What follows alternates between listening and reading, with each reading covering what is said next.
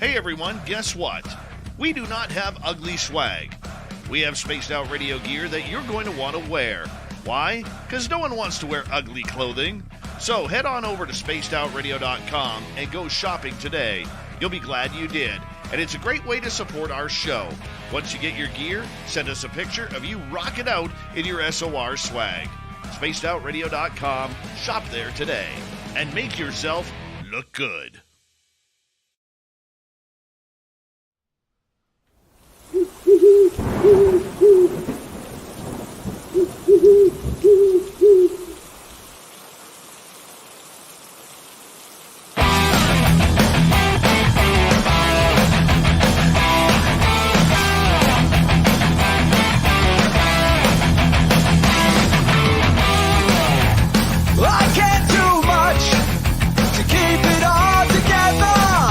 I'm not a good pretender, I never could live a lie.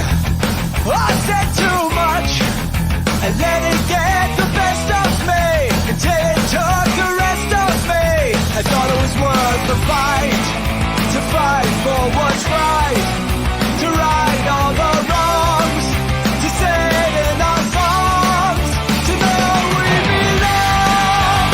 No one understands, they don't have the desire, got their hands in the fire, and they do it again. We give it all we can, all we have is desire, got their hands in the fire. We burn ourselves and never say, never say, never say, never again. I never say, never say, never say, never again.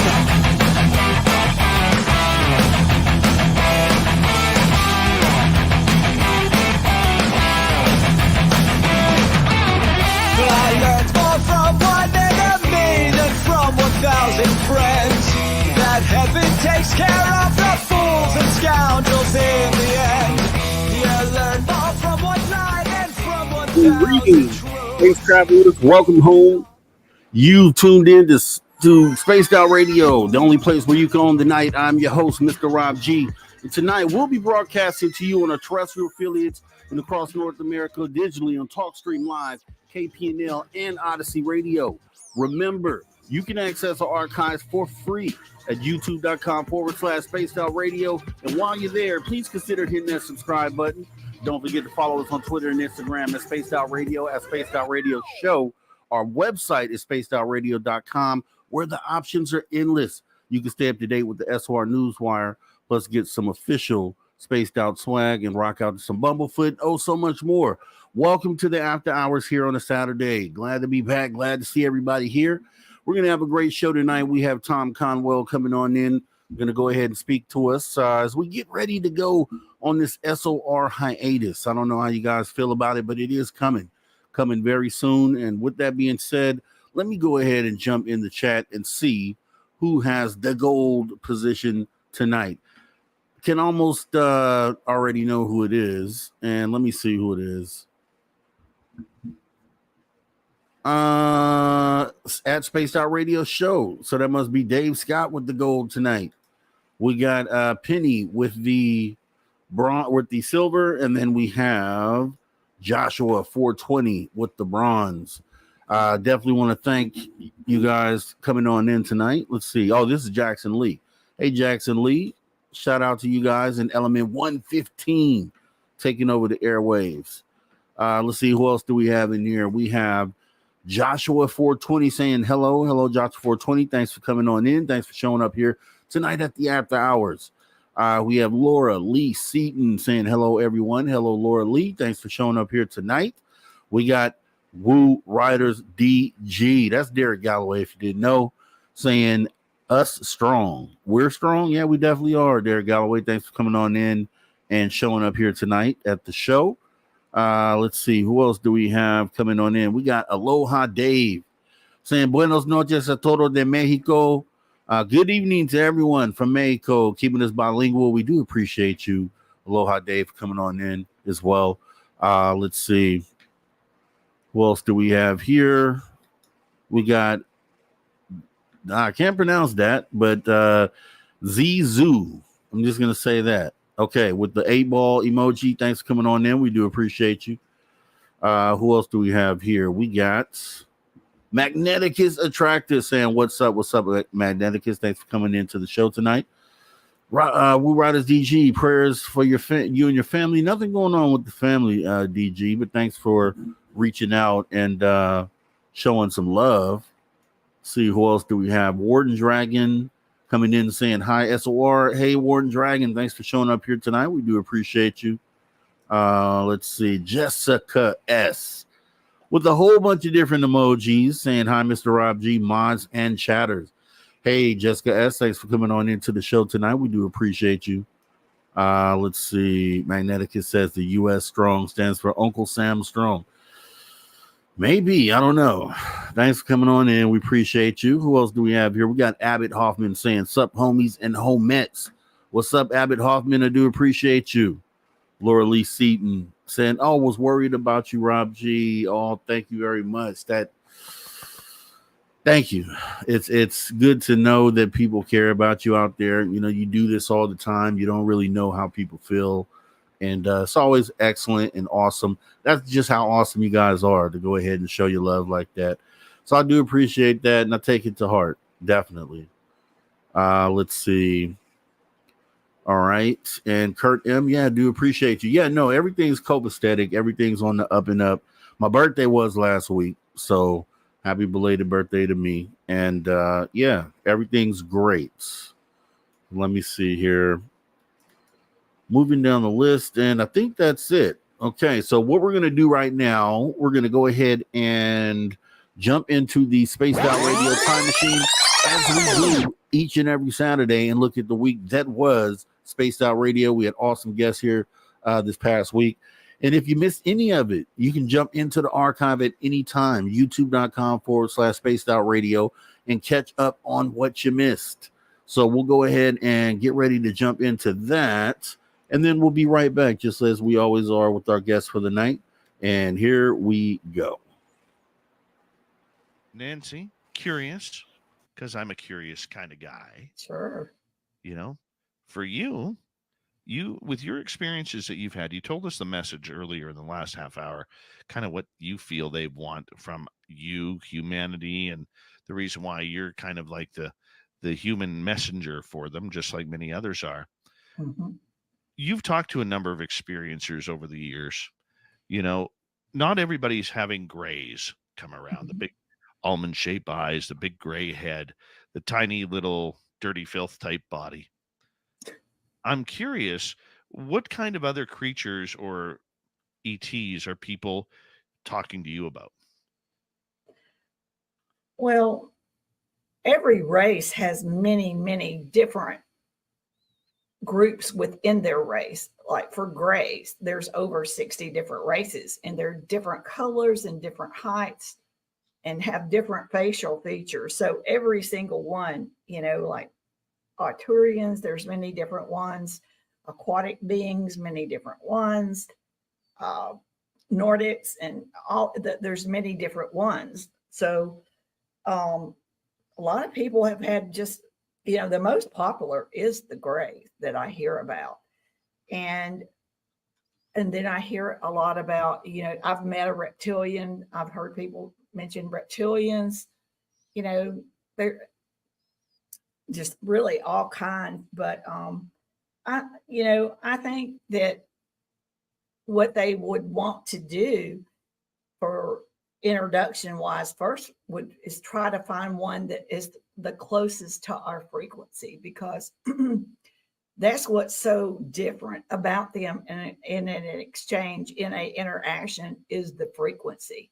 So I think that, to be honest with you, I was not part of a hybrid program, but I do understand the hybrid program. And I believe that if that would be a good way to try to have a race that we could have a interaction with first, because they would be closer to our frequency than theirs, because theirs is very powerful compared to us. Lorian, you were going to finish up a weird UFO story and encounter. Well, this is kind of the accumulation of all 3 years of the Super Soldier Mind Control conferences. Look, my tongue is purple. Blue. Nice. Nice. Just thought I'd throw that in for you guys.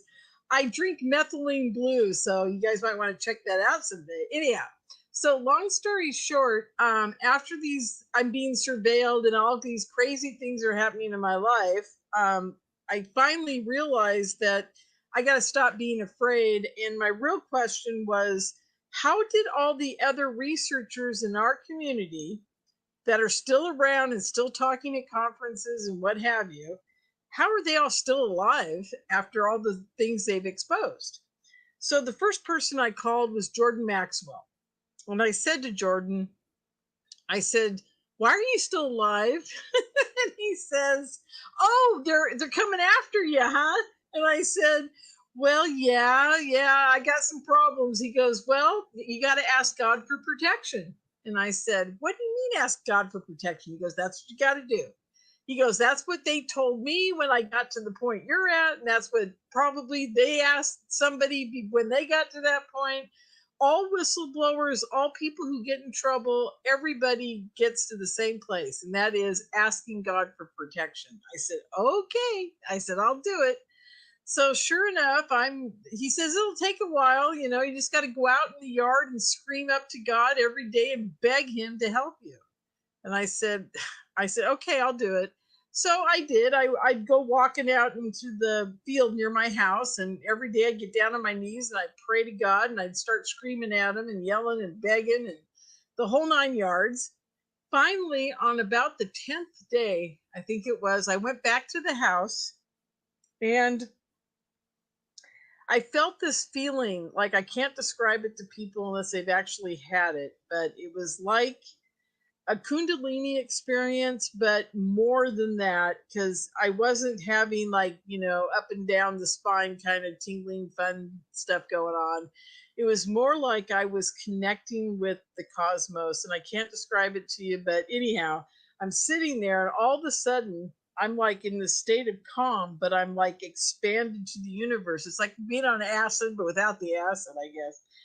And suddenly I hear a voice say, you are now protected.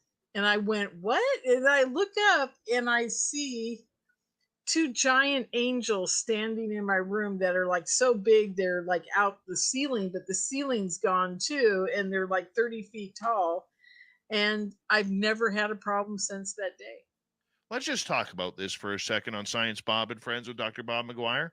What is proof? AI has ruined videos. It's ruined photographs. Photoshop has ruined photographs. Audio can be edited. Yet the skeptics out there, Science Bob, always say they want empirical evidence of proof that there is stuff going on. Yet nobody can tell me what proof is. Yep, I totally agree. So I continue to think that most of until we get sufficient funding sources to start testing real hypotheses, the only thing we're actually capable of is doing observational science. So that means try to capture with every scientific instrument that you can muster evidence of anything you experience.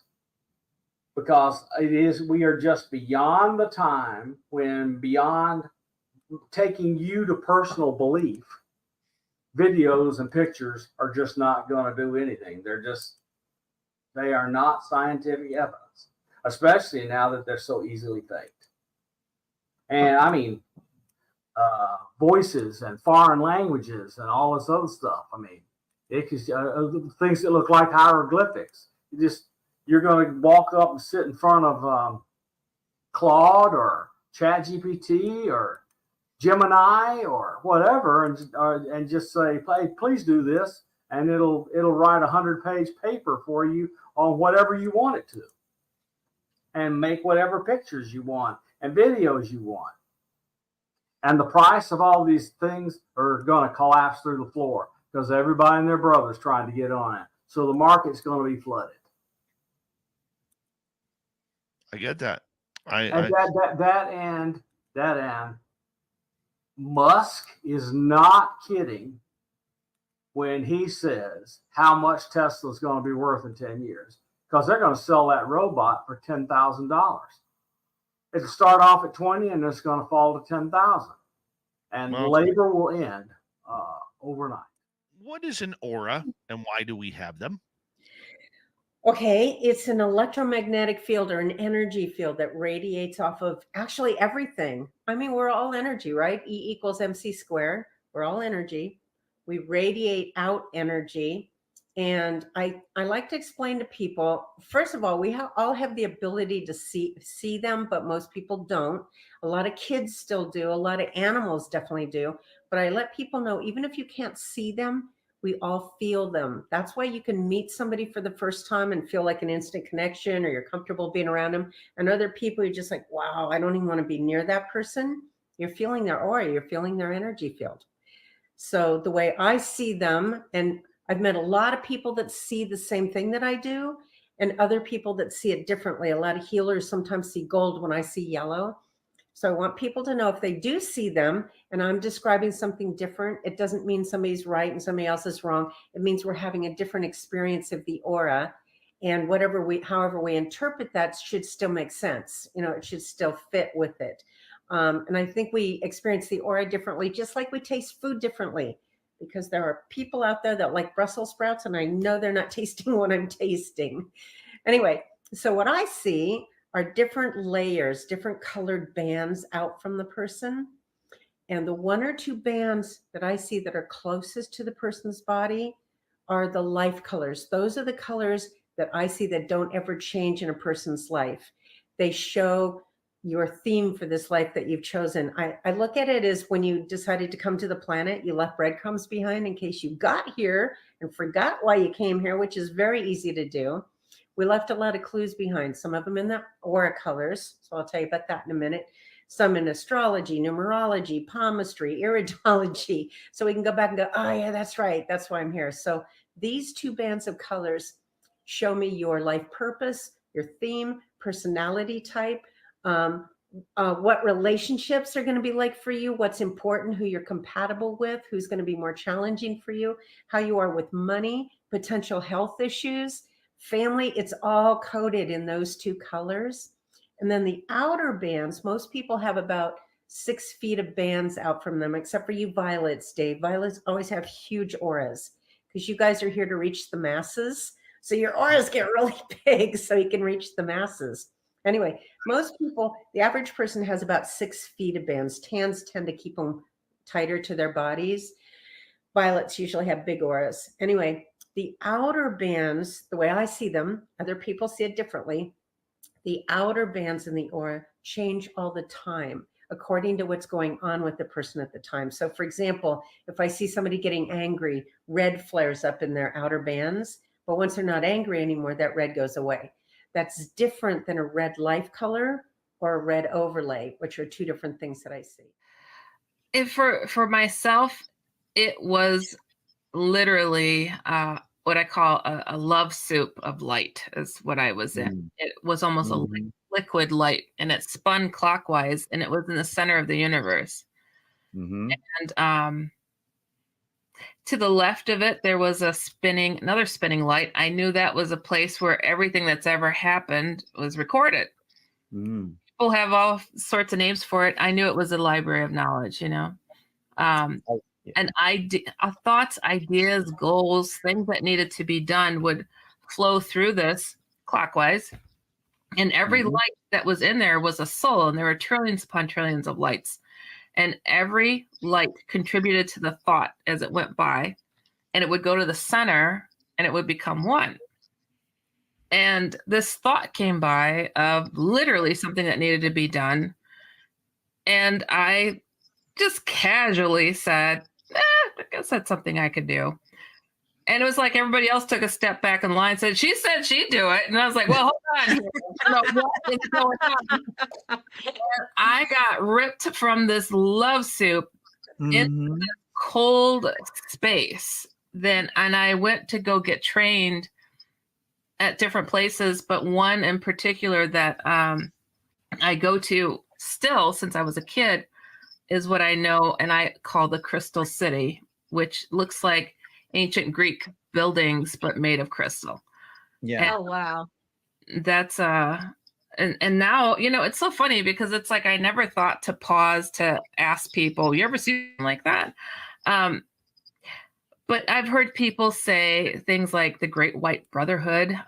That's the I don't know, higher echelon of something, but I don't know those names. I know this place, and I know that I've gone there to be trained and for this lifetime, for this right here, right now. So it's like people see me as that shadow people lady.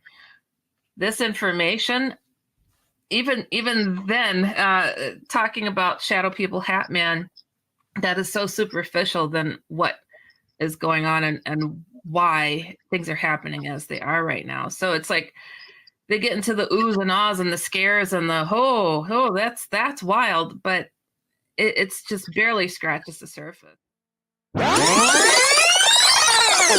All right, as we go ahead and jump back forward in time after checking out the week in review right here at Spaced Out Radio, you missed any of that, make sure you jump into our archive, youtube.com/Spaced Out Radio, is where you can access all of our archives because they are totally free, Free, no cost. So with that being said, it's definitely been a wonderful week here at Spaced Out Radio as we get here into the after hours and we get ready to bring in our guest for the night, a guest that we have had here before, and we just had to have him back, right? So he's a UFO researcher, he's an author, and we'll get to talking about a lot of that good stuff here tonight. Let me go ahead and bring in our guest for the night, Mr. Tom Conwell. Hi, how are you, Tom? Hey, good, Rob. Good to see you again. Yeah, good to see you for sure. So I know we talked last time and we kind of got into some things, and I kind of wanted to jump. I know we talked a little bit about this last time, but if you wouldn't mind kind of starting this off talking about your definition of forensic pattern research. Yeah. What I try to do is I try to take apart what I happen to be looking at. So if, let's say, I had a map of the United States and I had a whole bunch of pins on the map of varying types of sightings, I try to look at the entire map as a big puzzle.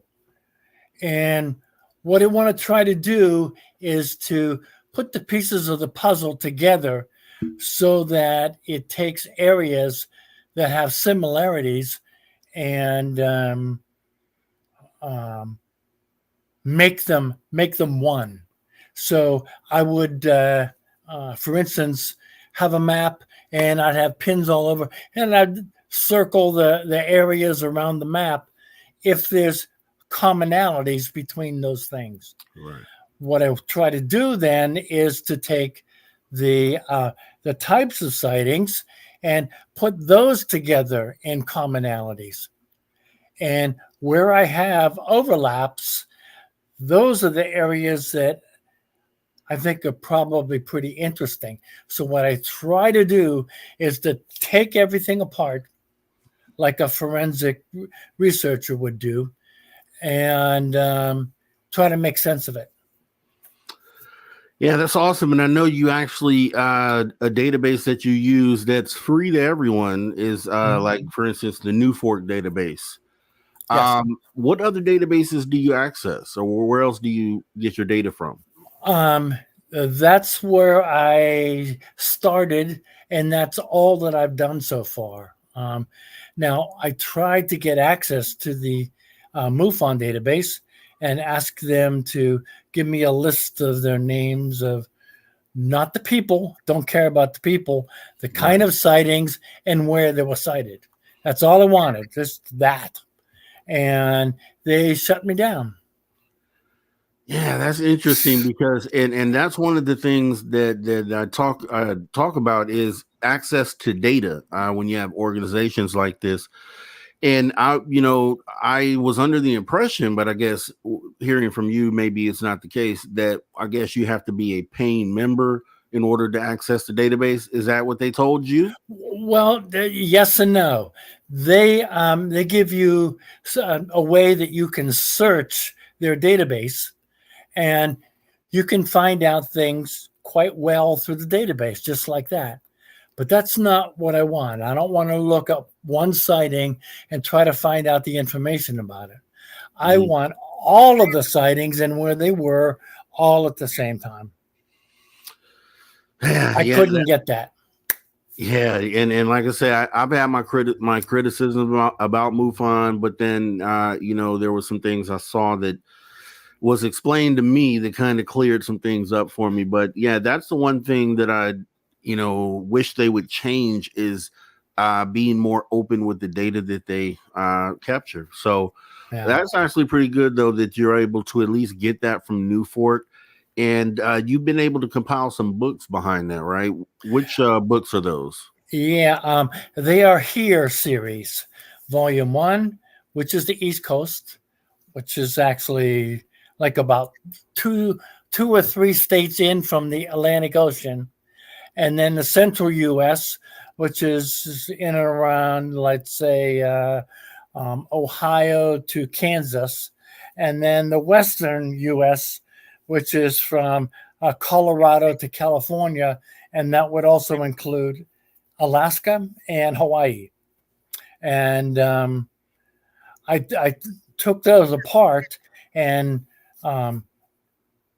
did my forensic research on them and tried to give exactly what kind of sightings were seen where and what the tendency was from when the database started, which was 1950 roughly, and look at it in chunks of data so that every chunk that I grabbed had the same amount of sightings in it. So I could compare apples to apples and not have, a big problem with a whole bunch of sightings from California and try to compare that, let's say, to very few sightings from somewhere else. You can't compare them. There is no comparison. There's no way to compare them. So back into the database I went, and what I tried to do is to get chunks of information so that the amount of sightings that I used were the exact same quantity of sightings of the same types over the exact same periods. Then I could compare New York to California, or even a running total of California over 4 different time periods, from, let's say, 1950 to 2000 and 2001 to about 2007 and 2008 to about 2011, and then 2012 right up to the present. And the reason that the chunks of data varied in years by so many years is because I had to get the exact same amount of sightings from that particular area so I could compare that to something else. It was a nightmare. It really was. It was very, very hard. And once I did that, then it was I was able to draw comparisons and make generalities, and that's what I was looking to do. So that's awesome. Now, what if you looked at the collection, what was one of the conclusions that you may have come to with the research that you had done using those books? Oh, okay. Very interesting question. One of the research questions that I did is um, I tried to look at areas and why there were concentrations of sightings in certain areas. And then what I did was try to figure out what could have accounted for them. Well, back into the database I went, and what I found was the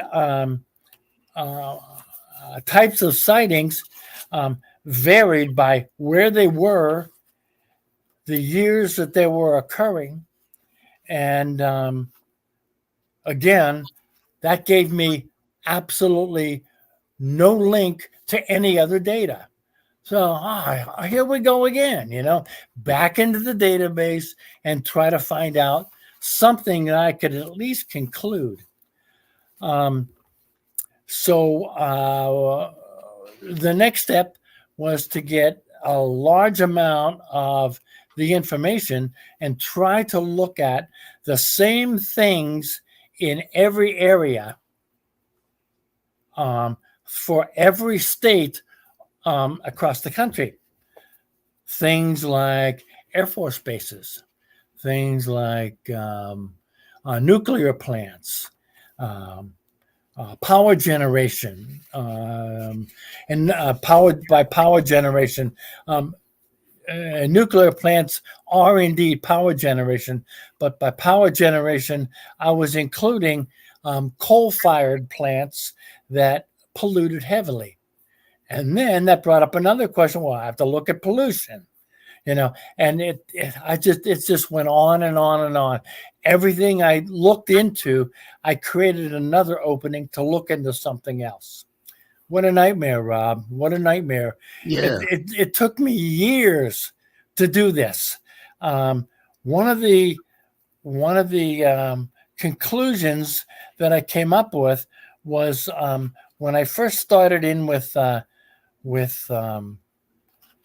looking at the various states, I included lists of which Native American tribes were concentrated in which particular areas. And then I went back into Google and try to find out what may have been going on in those particular Native American tribes that would trigger something that may have indicated that they were interested in UFOs or interested in visitors from the sky, whatever their terminology happened to be. So that's when I started looking at the major tribes, and one of the major tribes that I looked at, I had to go into Canada. And again, this had nothing to do with the United States. I had to go into Canada, which is where one of the major tribes originated, and try to find out what their similarities were, what they had going, what their teachings happened to be. And I came across the Algonquin tribe.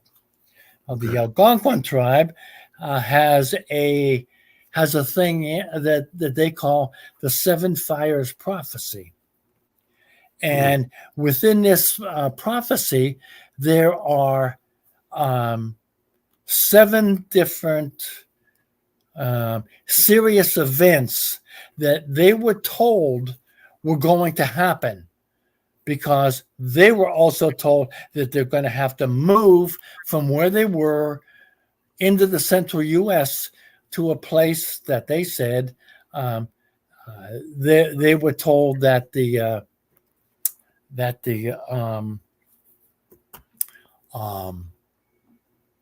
where food grew on the water.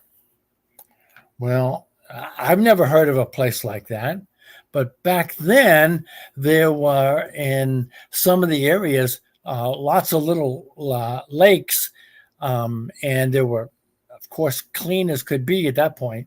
And the food that grew on the water was a cabbage-like product, and they could sustain themselves when they came across this stuff.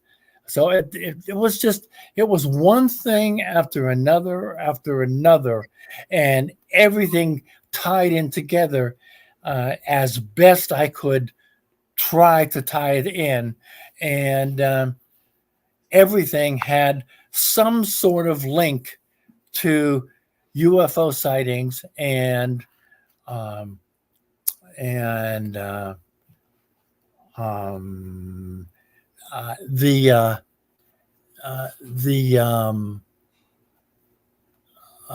was I going to say? And the teachings that were passed down from the grandfathers to the grandsons all the way through the years. Because when the Algonquins started moving, they started moving way back pre-Christ, and it was told to them that they were going to come across various things, and that they should look at them. And these various things they were told, always passed down from grandfather to son to grandson, and they retold their stories. They didn't have much of a writing style at the time, but they continuously retold their stories. And this was just so interesting. It opened up a whole world of something that I never, ever expected to see, Rob. Never expected it. But it turns out that I stumbled across a girl, and in my volume 2, I interviewed her at the end of the book about 7.5 prophecy. Well, it turns out that she was told by her grandparents, and the story was passed down from their elders, that they should live a good life just like they've always been taught. Love the land. And if they did that, then by the time you would reach a point where people were going to have to make a decision on whether to keep polluting the earth or not, that if they made the wrong decision, that they will be taken off of the planet by their visitors from the sky and removed so that the planet can be reset. That happened to be the seventh fire. And we're at a point right now where we're face on with the seventh fire. We've polluted so badly that we have created a real mess with the planet, and that we have climate catastrophes everywhere we look. Right. Right now, we may very well end up with one series of hurricanes after another that are going to pick up so much water from the oceans that it's going to dump on the land and create real problems for everybody that lives on the land. Not to mention the heat that's going to come afterward, and it's going to be very, very bad to live on the planet if things keep going on as they were, and we don't get a handle on it. And that's interesting, because when you talk about that, it makes, and this is kind of one of the thoughts that I had as well, when they talk about the governments potentially interfacing with these extraterrestrials. And I've always said and always thought that, did they give them some sort of ultimatum like what you're laying out here? Like, did they say, okay, well, you need to clean things up, you need to get rid of nuclear weapons, X, Y, and Z, or else this may happen. Kind of sounds like what you just mentioned there. Yeah, sort of. I don't know if they actually gave anybody from any government an ultimatum directly. But what they did do is they gave us a couple of hints of what they were capable of doing. And this occurred back in the 50s when they had some of their ships go in and hover over top of our where our nuclear plant rockets were, the nuclear tipped rocket, and shut them down. That gave everybody the hint that what they are capable of doing. And along the way, they have blown up some of our rockets that we've sent up. Okay. Just to let them know we're here. I don't know if they have actually given anyone a specific ultimatum. I don't know. Well, I mean, it just based on what you just mentioned there, it kind of sounded like they kind of, said, if, with that prophecy, that there should be things that need to be rectified before we would be able to move on to that next step. And so that's kind of where the ultimatum part comes in, because I'm wondering if there are a set of things that we have to do as humanity in order to, get set up to be joining this galactic federation or whatever it is they have out there, that there would be some sort of timeline on something like that. So I don't know if that's the case. Yeah, in the Seven Fires prophecy, they did say that prior to the action of the seventh fire, that the people on the earth responsible for controlling their technology is going to have to make a decision to either clean up the planet or face the ultimatum, and that ultimatum would be planetary worldwide reset, which has happened to us many, many times. Exactly, and that's what I'm saying. I'm glad you went over and explained that, because that's exactly what I mean. Yeah. All of these previous civilizations that we have disappeared, and then we're at ourselves at a point to where we're maybe on the precipice of this enlightenment or this whatever it is we're facing, this definitely humanity shifting moment.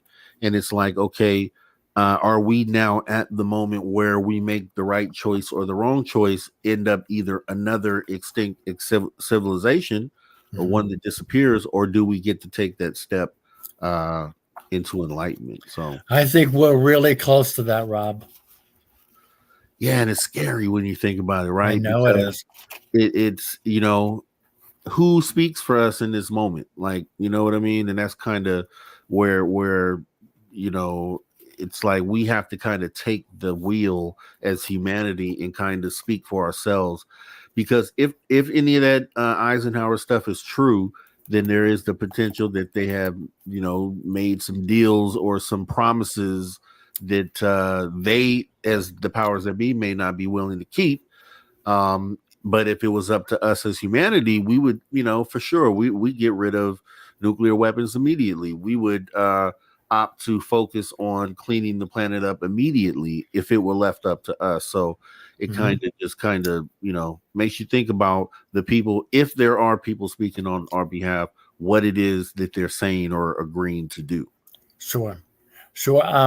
And I don't know exactly what transpired at the Eisenhower meetings myself, but I would not be surprised if there were I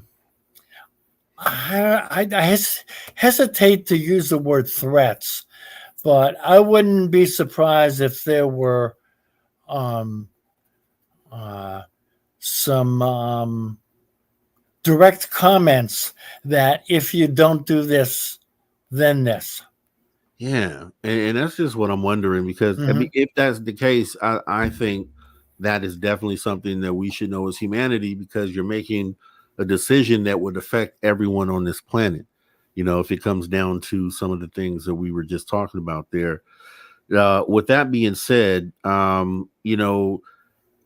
where do you see in this moment that I know there's not really a lot that is going on as far as big news in this space lately, so it's hard to see where we're at in on this disclosure path. What do you feel about that? Like, do you where does your outlook on disclosure at the moment? Okay, well, during a lot of nighttime encounters where I was probably astral traveling, um, they, meaning probably the ETs, they were controlling what information that they were telling myself and a whole bunch of other people. These astral traveling episodes, the only way I could describe it is it was like I'd go to sleep at night and wake up at 3, 4 in the morning, and I would feel like I've sat in a lecture hall for hours. Mhm. Like they're telling me things, okay? And it was like this for months on end.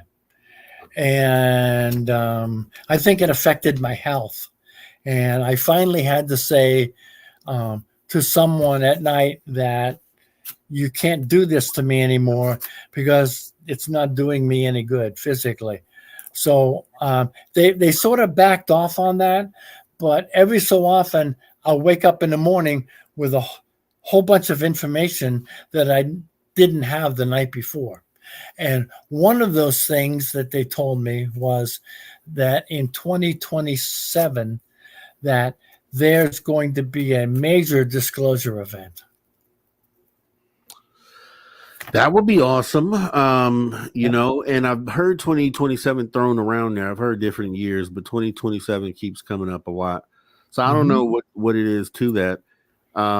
You've had these downloads and you've talked with a particular species. Is there a species you can name by name that you're in contact with, or is it just random? They don't tell me and they don't show me. Okay. It's like I get whisked away to somewhere, and they dump information in my brain. And when I wake up in the morning, some days I'm raring to go and get on the social media and make all kinds of ET related comments. And other days, I just sort of stare out the window. It's very, very weird. I can't even put into words what I feel like some mornings after these nighttime events. Well, what is it? Are you, when you get whisked off away, are you physically seeing beings, or what is the interaction like? I'm not seeing anything that I can remember. Now, I may indeed be seeing things, but I wake up not knowing, not remembering what I've seen. But certainly, I'll be loaded up with all kinds of information. Okay, and so what are you? So how do you know that you've been whisked away? Is it just in the morning when you wake up, you all of a sudden have this download of information, or what is it that confirms that for you? Yeah, that's a good one. Very good question, and the reason it's such a good question is it.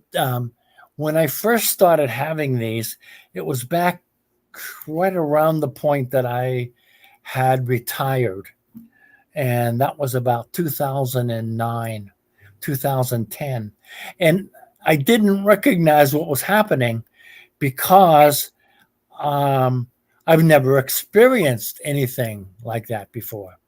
I had nothing, nothing to compare it to. And these nighttime sessions would occur once a month, and I always thought that I could think it through the next day and try to make heads or tails of it. Most of the time I couldn't, and most of the time I didn't remember large portions of it. But what happens is every so often someone will say something that will trigger a memory, and then I'll have a rush of what somebody told me one time. It's very odd. For the longest time, I thought I was dreaming, Rob. I thought I was just dreaming, that it really wasn't happening to me. It couldn't possibly happen because it never happened before. So what event was it that kind of pushed it over the line for you? So as you're thinking about this and trying to figure out, where this information is coming from, what was it that connected the dot for you? Probably through social media. When I first started talking to people that were psychic, that had claimed that they received lots of downloads themselves. And then when I get a bunch of people together, I could ask each of them the same kind of question, get their bit of information, and compare it to what I was feeling. And it took years. It really did. I mean, I thought I was losing my mind for the longest time. And then I started to realize, my goodness sakes, somebody's taking me away and talking to me for hours on end and giving me information. Very odd, very strange. I had nothing as a premise to say, I remember when that used to happen to me, or yeah, that's happened to me lots of. No, I had nothing happen to me before, ever. Yeah. And all of a sudden we have this, and it took the longest time for me to figure out. One event that helped me was probably talking to people who have received downloads and to ask questions of psychics.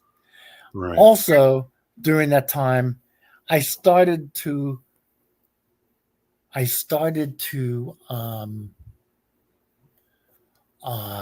have psychic experiences myself. Okay. And that was new. I had never, that never happened to me before. I was as psychic as a chair. That's the way I describe myself. I mean, nothing. I had nothing going on. Well, looking at this and just trying to think through it and listening to what you say here, when I think about abductions, I've questioned and asked people this and asked you as well. Do you think that abductions are a physical thing? Are you being abducted physically, or is it your consciousness potentially that's being abducted? Both. I have been taken physically, and I'll actually tell you that story. I have been taken physically, but for the most part, in order to give me information, they just take my mind for all intents and purposes and talk to me. Mm. And when I wake up the next day, it's all in there. But anyhow, one night I was in my bed, laying on my back, and I woke up and looked to the right, and there were two people walking into my room. And they were dressed like Native Americans,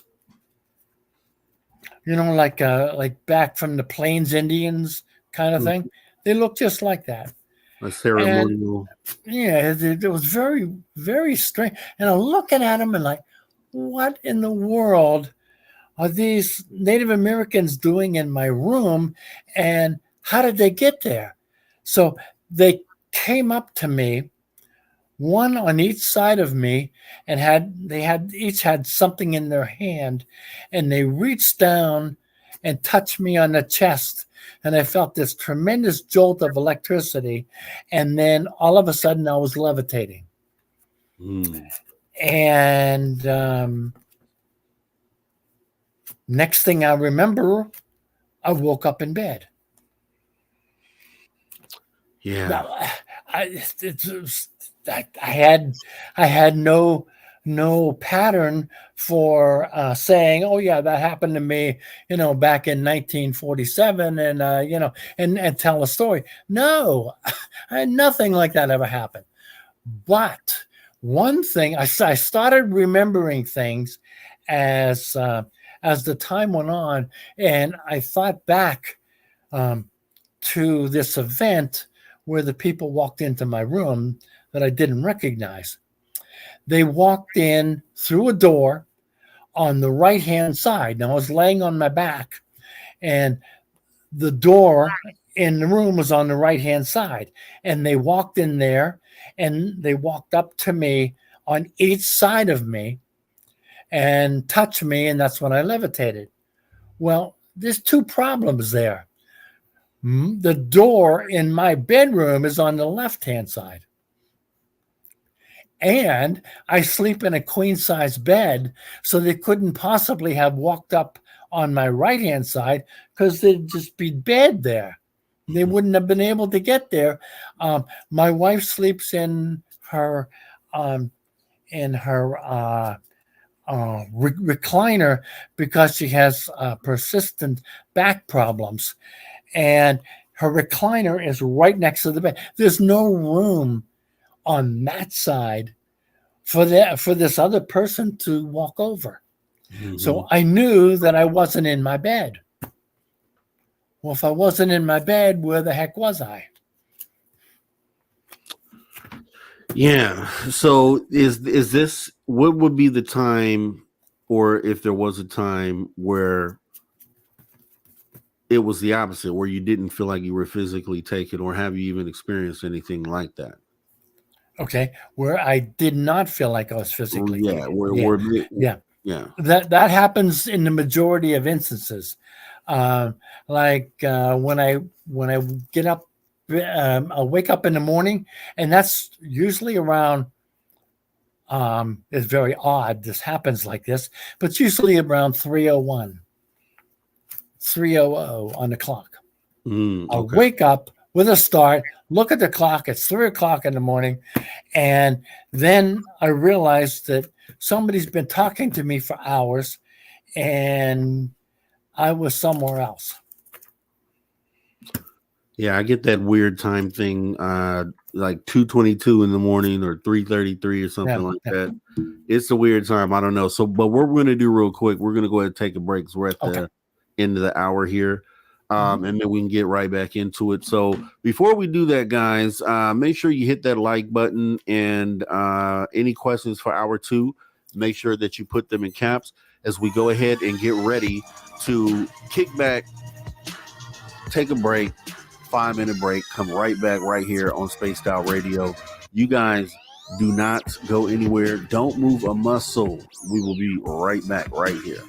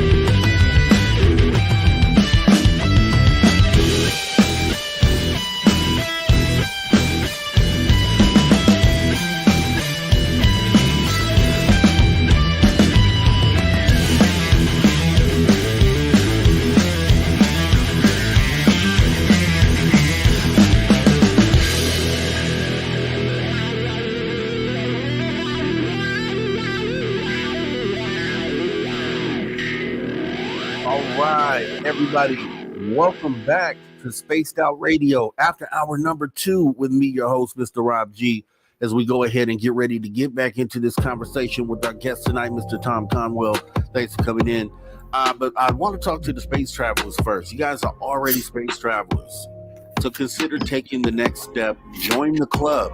That's right. You can join our Spaced Out Radio Space Travelers Club for as little as $5 a month by joining our Patreon. So consider doing that as we get ready to jump back into the show here. Tom, I did want to start because I know we briefly talked about the having a connection with ETs. You haven't seen who they are. So do you have any idea of what race they are, if any? If I had to make a guess, those with the downloads were probably Arcturians. That's the feeling I get. If I had to put a name down on paper, that would probably be the one. As far as the people that came into my bedroom, I would guess they're most likely grays because they've been known to fool people into thinking that they look different than they look. Yeah, maybe some other races can do that. I really don't know, but I've heard the grays can. So, what's the general message that you receive? What is the overall message if you had to put it together?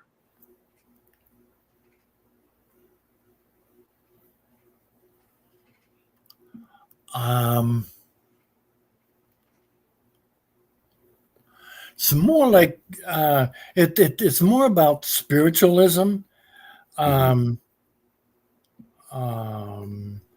talking to me about the oneness of the entire universe, that everybody is one, and that is the kind of message that they're trying to give.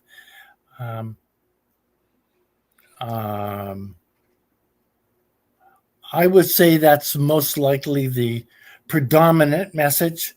That's quite a bit different than our own particular religions happen to teach. But that seems to be the thing that comes up the most.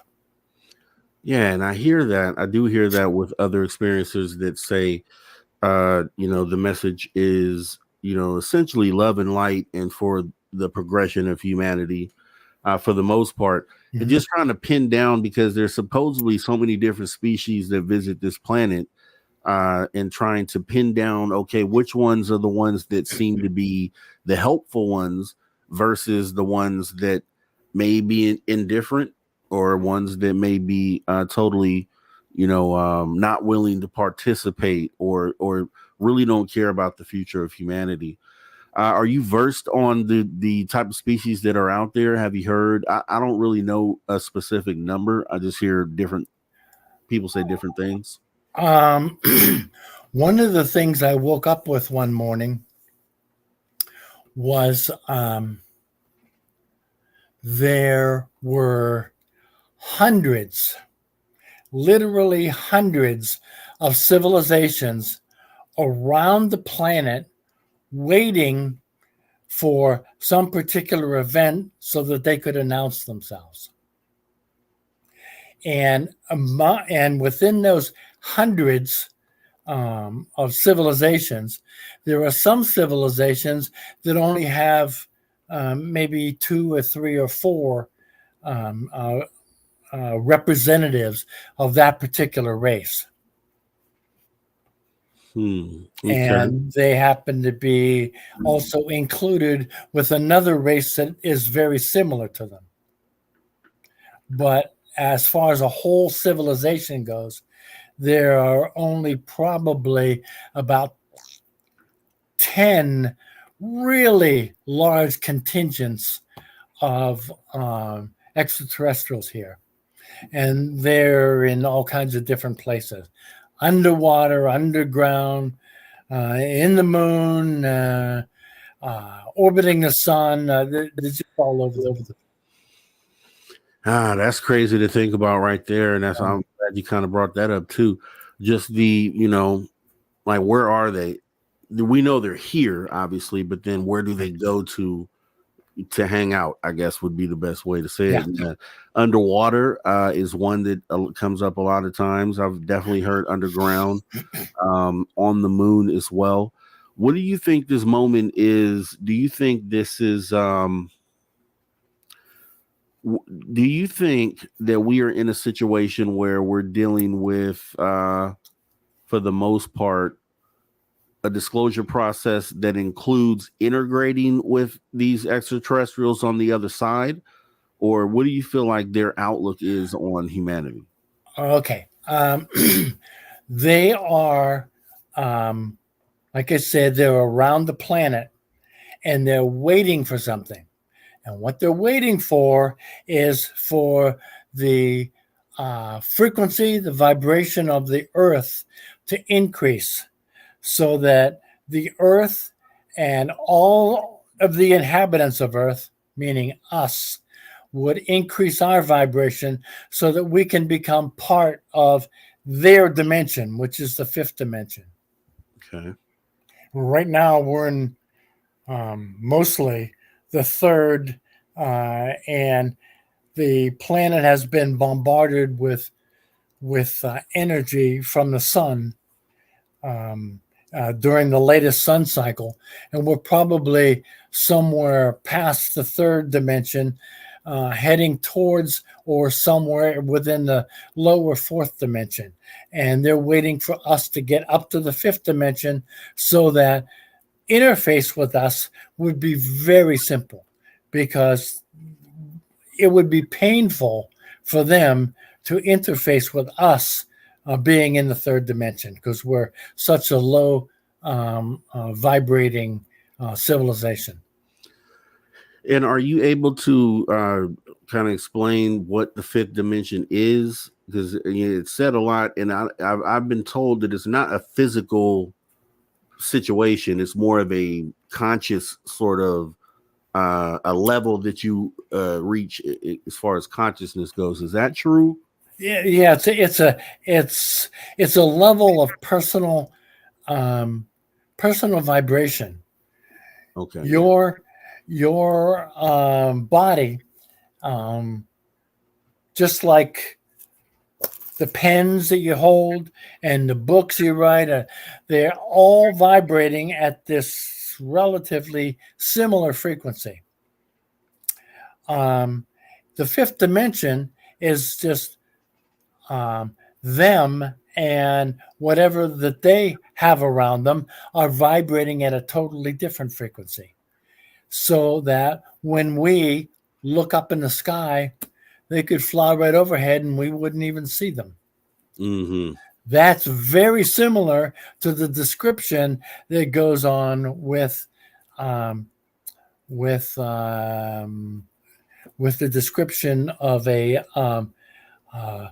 of someone who lives in another dimension, could be right next to us and we wouldn't even know. Such as this other dimension that might be next to us that we wouldn't know. These might be our souls. Explain that. What do you mean by that?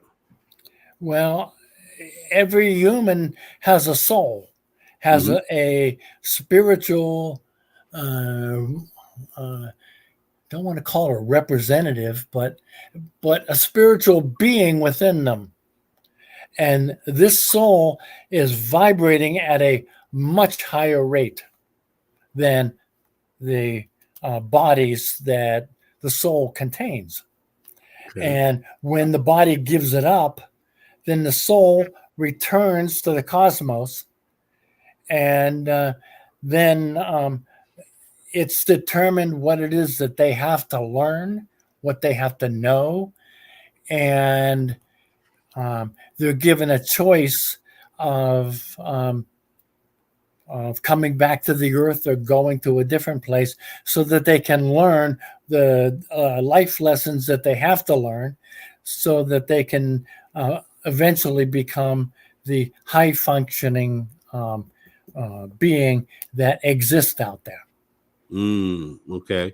I've heard that too. I've heard that in relation to reincarnation, where if you haven't achieved everything that you needed to achieve or learned in this case, that you have the option to come back here to learn everything else that you need to learn. Is that tied to the same idea? Same. Yep. Okay. Yep. But our souls have the ability to make that decision on their own, because our souls know when they go into their soul dimension that they were able to learn certain things and not learn other things, and then they can select another life form that will teach them the things that they didn't learn when they were in their previous lives. It's like one great big factory. Okay. All right. So with that being said, we can kind of go into you have a book called or it's a collection of blogs, Going Interstellar. Yeah. If you wouldn't mind talking about that, the purpose and what you've put together as far as that goes. Okay. That was probably the most fun I ever had writing that book. What I did was I was a paranormal investigator, and the person who was running our investigation team wanted to branch out into UFOs. He also had a kind of an interest in it, and I did too, because my aunt was the secretary for the Astronomical League of America when I was a youngster. So she got me interested in astronomy and all that other stuff. So I thought, this is perfect for me. I'll get in here and I'll do everything that I need to do, and I'll try to make a splash. So what I set out to do was to write about what would it take for us as a civilization to travel to a different solar system.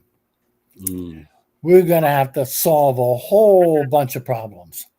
And what I did was I listed each of those problems on a yellow sheet and wrote a blog about each one of them, how we can solve those problems and what it would look like.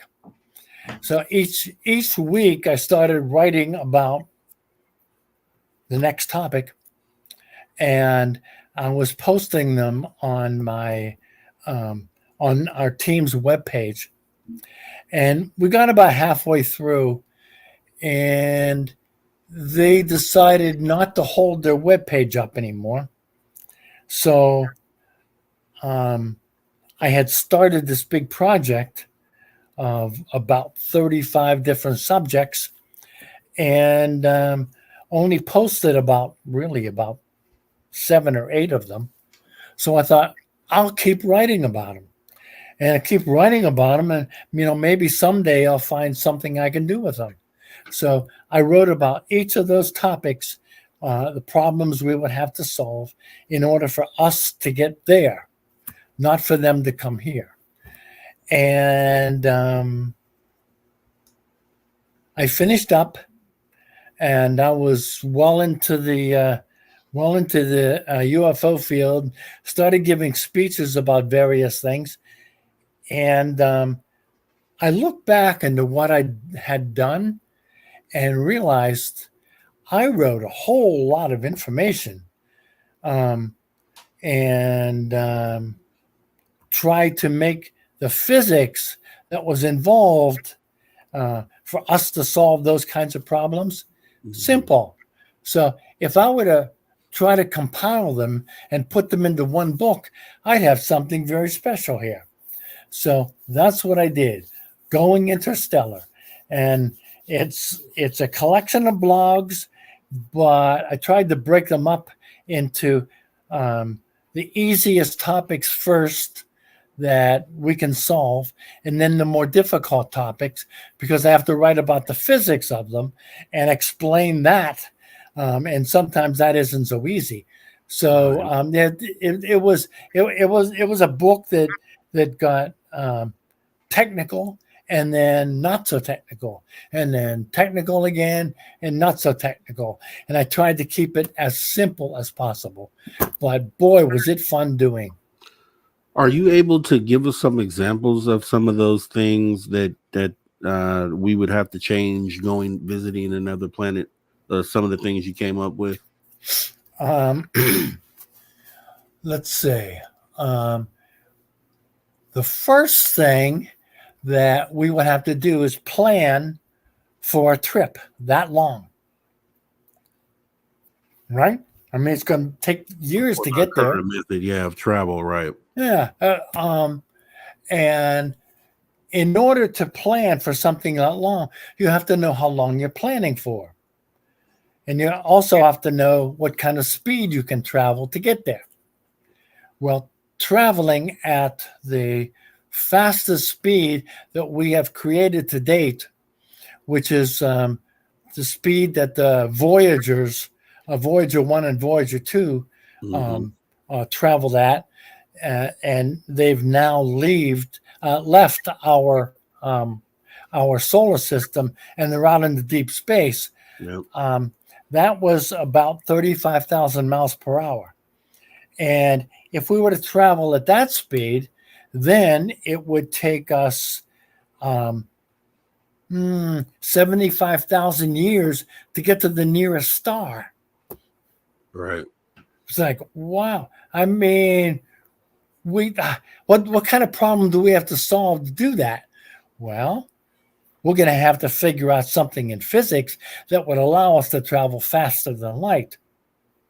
Right. The only thing that would allow us to travel faster than light is a warp drive. So I wrote about warp drives and how they're made, and what the likelihood of us creating one is, and some of the other options for warp drives is perhaps we can travel through a wormhole. Mm-hmm. And if we had a wormhole, what would it take to open up the wormhole? Well, unfortunately, it would take all the power that we've created on the Earth for the last 2,000 years, all at once, to open up a wormhole. No, we aren't going to have that available. No. So where do we get the power from? And I had a whole nother problem. It was like that. One thing after another, and I had to solve a problem in order to talk about the next thing. And it was a blast. It really was a lot of fun. Yeah, I mean, I could imagine the different scenarios that you would end up going through as you go step by step. What and I make the comparison because I think just even taking that outlook on it, where you're looking at how would we handle it, you may even answer some of the questions that you may have about why they're coming here, or some of the reasons there, and how to deal with them as well if they have any sort of moral compass. Because one thing I used to point out is that they have these crash retrievals where they're retrieving craft and sometimes non-human intelligence. And so is there a point in time where those ETs want those bodies back? And I compare it to if we went to another planet and we lost one of our guys, we probably want the body back. Yeah, we bet we would. Yep. And so how does that feel? And it made me question then, does that change the ET's perspective on humanity? So they come here with good feeling, good intent. They want to help out. They lose some guys. We keep the bodies and we don't return them. Do they at some point change the way that they look at us? It's one of the things that I've thought about. Shoo. And I don't know, you know what I mean? Some people are like, those are just vessels to them, so they don't really have any attachment, so they probably wouldn't care. But then I don't know. What do you think about that?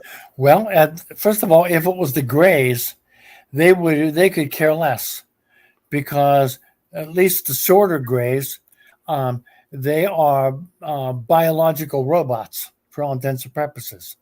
They really don't have an awareness to speak of that would rival our awareness and the awareness of the people that created them, which are the tall Greys.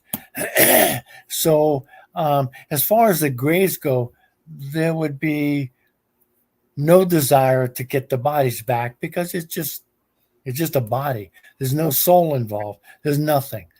But the other entities that may happen to die or whatever else, I wouldn't be surprised if they had made multiple trips here, had various accidents, and went and retrieved their own people. I wouldn't be surprised. Yeah, and you're saying retrieve their people before we got on the scene, right? Oh yeah. Yep. And I believe that happens probably a lot. Yeah, that they send out a call and they come and get picked up. And it kind of leans to that if you think about the Virginia incident where they had the ET running around town. It was kind of hiding after the crash.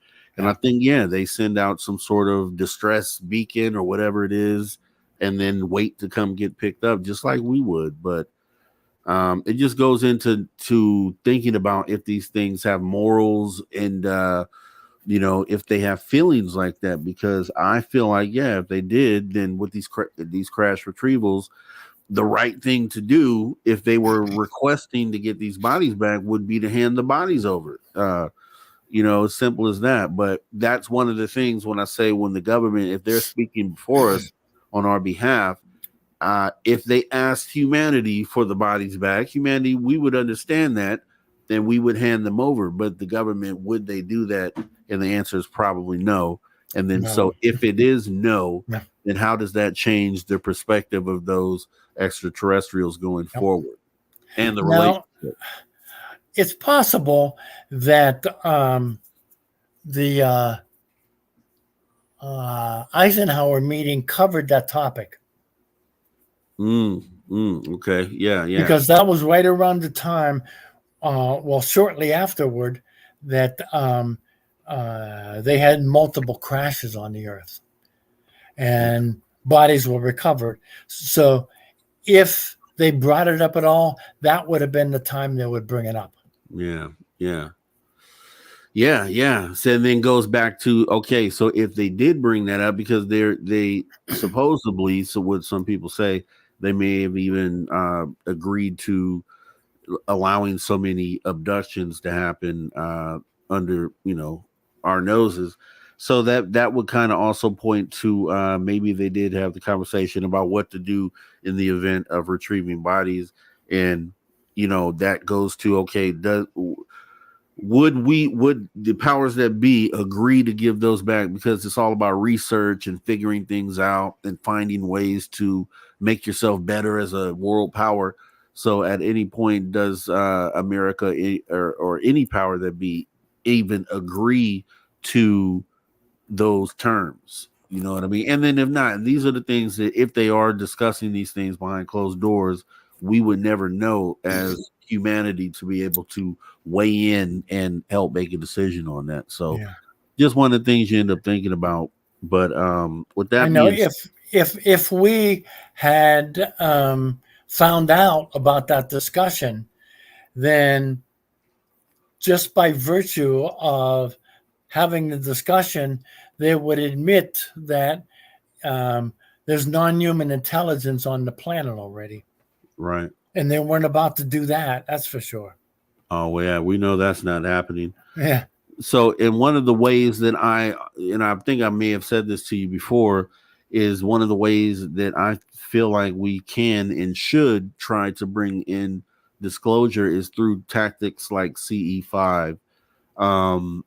and kind of, being able, because I figured that would be the way that if they were being interfaced by the governments, this would be a way to kind of get around that and be able to interface with them directly, or have them facilitate a disclosure moment for the world, essentially, at one time.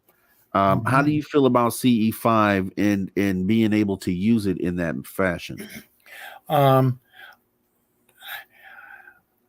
I think CE5 is a really good option for people who don't know how to contact ET.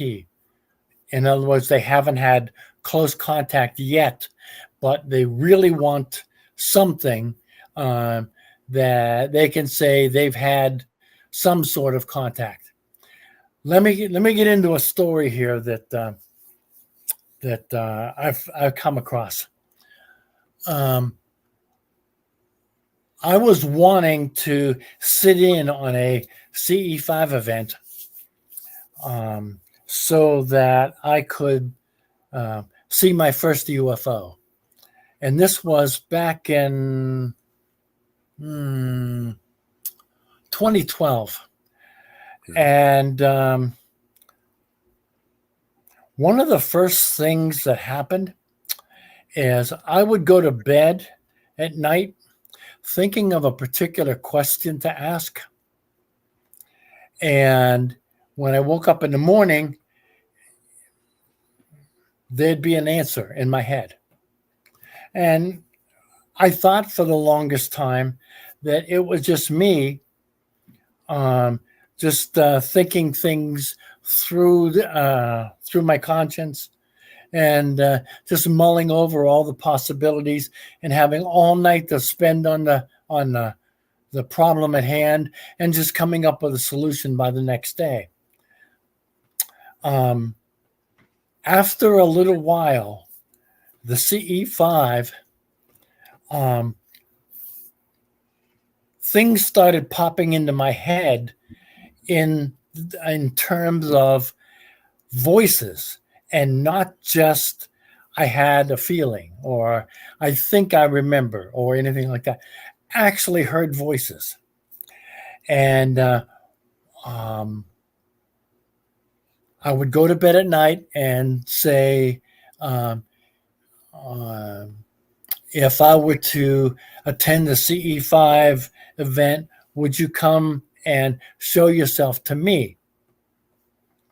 And the answer I got the following morning was, groups not needed. Ask. In my head, a voice in my head. And I was laying there, it was dark out, and I was just laying there looking up at the ceiling fan, and groups not needed. Ask. Well, that took me back a little bit because I had never had a voice like that in my head and didn't know what it was from. Mm-hmm. That was the beginning of the end for me to realize that I was being influenced by someone. And that someone was probably somebody either in the angelic realm or extraterrestrial. I didn't know who at that point, but I knew I was being influenced. So the next day I went out. I was working on my gardens and whatever else, and I would sit staring at the sky and ask in the most polite and humble terms that I possibly could that I would really like to see one of your ships. Maybe you can show me sometime. I promise you that I will tell everyone that I can.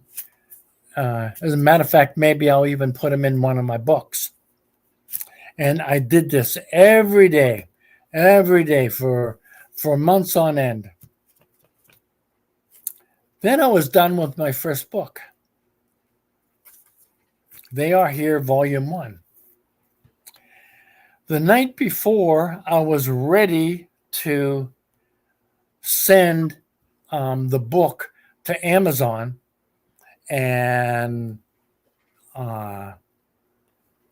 load it so that they could create a book for me.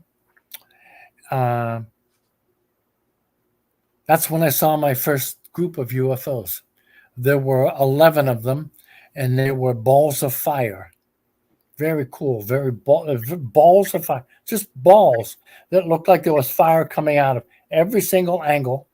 And as they were moving through the air, they did not discharge smoke like you'd expect from fire. Right. So I knew it wasn't a comet or an asteroid. I had no idea what it was. They were hold your hand out, and they were approximately the size of your thumbnail at arm's length. So they were fairly big, and they came through and made a maneuver in the sky. Every single one of them, one at a time. Excuse me, two at a time they came through. And I said there were 11. At one point, only one came through, and I don't know what that was all about, but it was 2, 2, 2, 1, 2, 2, 2, or something like that. And but anyhow, I asked, and they gave me an answer. Well, it was my first UFOs. Then I went right into my volume 2 book, and that book went together pretty quickly. And at the end of that book, just as I was about to upload it into the Amazon computers, I was on vacation with my wife, and the next day I was going to do the upload, and the vacation was it took me to Lake Winnipesaukee in Vermont, New Hampshire, and a beautiful place. Oh, just so beautiful. And I was looking out over the water. And I remember saying that I was going to upload my book the next day, as soon as I got home. This would be a good time to show me a UFO again. So I'm just sitting there, just my mind is blank, just looking out over the lake, and I heard, "Look up." So turned my head up, looked up, and there was a bright red. The only way I could describe it is a flat explosion of light. And from roughly the center of this light, this white streak took off and then disappeared over the horizon. And then when I look back at this red explosion of light, it had already collapsed. And the whole time that had occurred was about a second and a half. So just went woof, zip, boom, gone. That's what they tried to show me. So it took me a while to figure out what it was, but I included that in my book in the very next day's download. So what do you think? So the red part, the closed in, what do you think that was? Sounds like a portal to me. I think it was a portal. Yeah. It was a ship portal, because what came through was a ship going at some incredible speed. Yeah. So then I was writing book 3. Book 3, I was just about ready to finish up, and they had called me back into work so I could help them out on a project. So very early in the morning, I was usually working nights. So very early in the morning, I got up and drove into work, and as I drove over the Hudson River, I saw this bright red light, which I thought was the top of a tower. Along the Hudson River, there were lots of towers where wires go back and forth. And at the top of each of these towers, there's a bright red light for airplane traffic. And I thought that's what it was. I didn't pay too much attention to it. So I was driving, as I was approaching it, it looked awfully big to be a light on a tower, because if it were a light on a tower, it would have been a whole lot farther away up on the hill.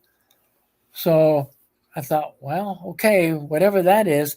And I hit my turn signal, my left turn signal, because I was going to go down on the interstate. And just as I did that, this red light, this red ball came charging at the car and moved in what I could describe as a sinusoidal way, just like that, and skipped off my windshield.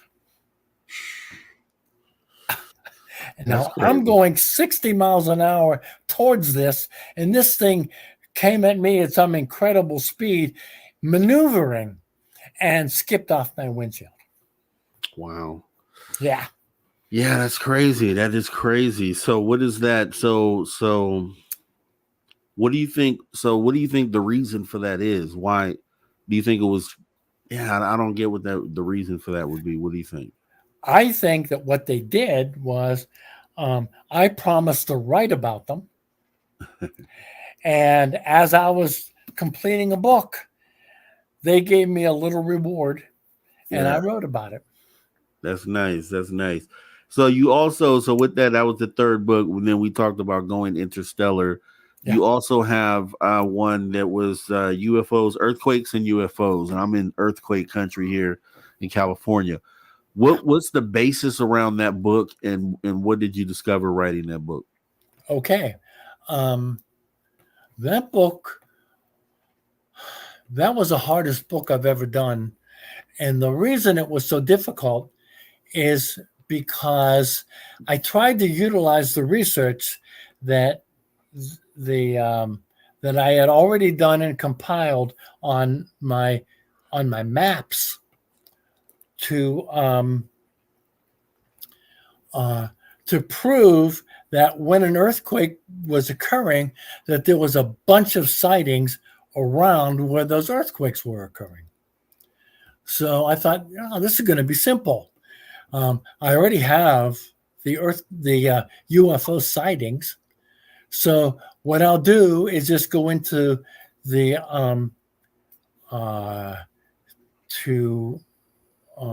where they list all the earthquakes for the United States and do a search for the particular time that I have the sightings, and put them in the book, and then see where the sightings go.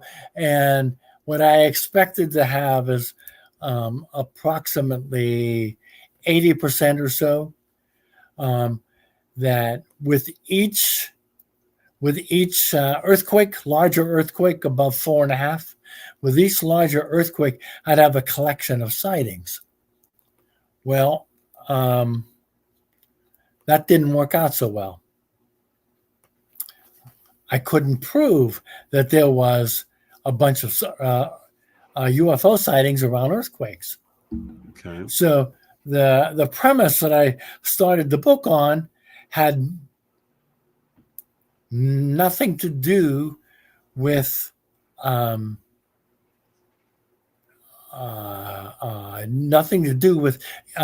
UFOs being attracted to them. Nothing. So now what do? So I put my data away and thought, well, maybe I can come up with something here a little bit later. And I put all my stuff away in a drawer, and there's a stack. It was about this high of all the papers and maps and everything else. And I couldn't prove what what I wanted to prove. So one night I put it away for about 3 months, and I thought, maybe there's something else at play. Maybe the earthquake that was occurring wasn't what was attracting the UFOs. Maybe it was the fact that the earthquake somewhere else was starting to rumble a little bit, or at least build up to something big, and maybe there was a collection of sightings there. So instead of making maps around where the earthquakes were occurring, 5 days before and after, I increased it to 11 days before and after across the entire United States, thinking maybe something else would occur somewhere else in the United States that I could say, aha, there's a whole bunch of UFO sightings in St. Louis around the time where there's an earthquake in California. Maybe it's setting up for a different fault line. So I thought, all right, more data. So I put all that together and nothing. Couldn't prove a thing. So I thought, oh boy. So I got all my maps and laid them out edge to edge, along with my map of the United States, and laid them all out on multiple tables. I put tables together, and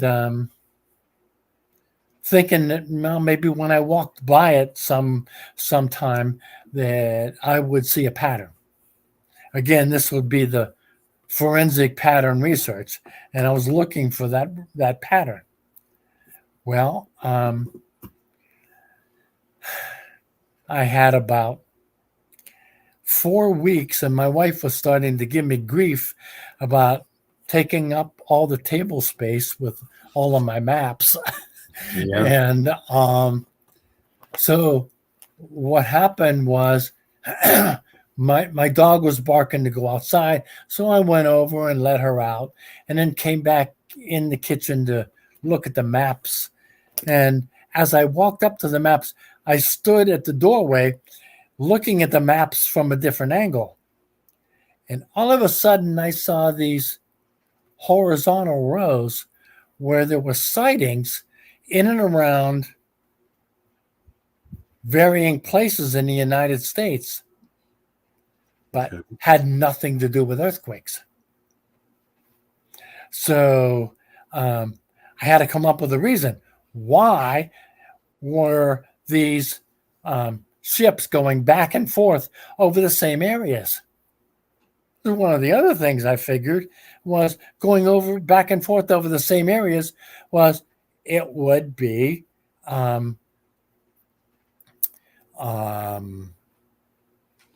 like mapping, or totally unrelated to earthquakes, but what's it related to? And how come these advanced civilizations are going back and forth over the same areas? Mm-hmm. They wouldn't need to do that because they have advanced computers, and they go over an area once and they don't have to go back over it because their computers absorb everything. So I had to come up with a reason.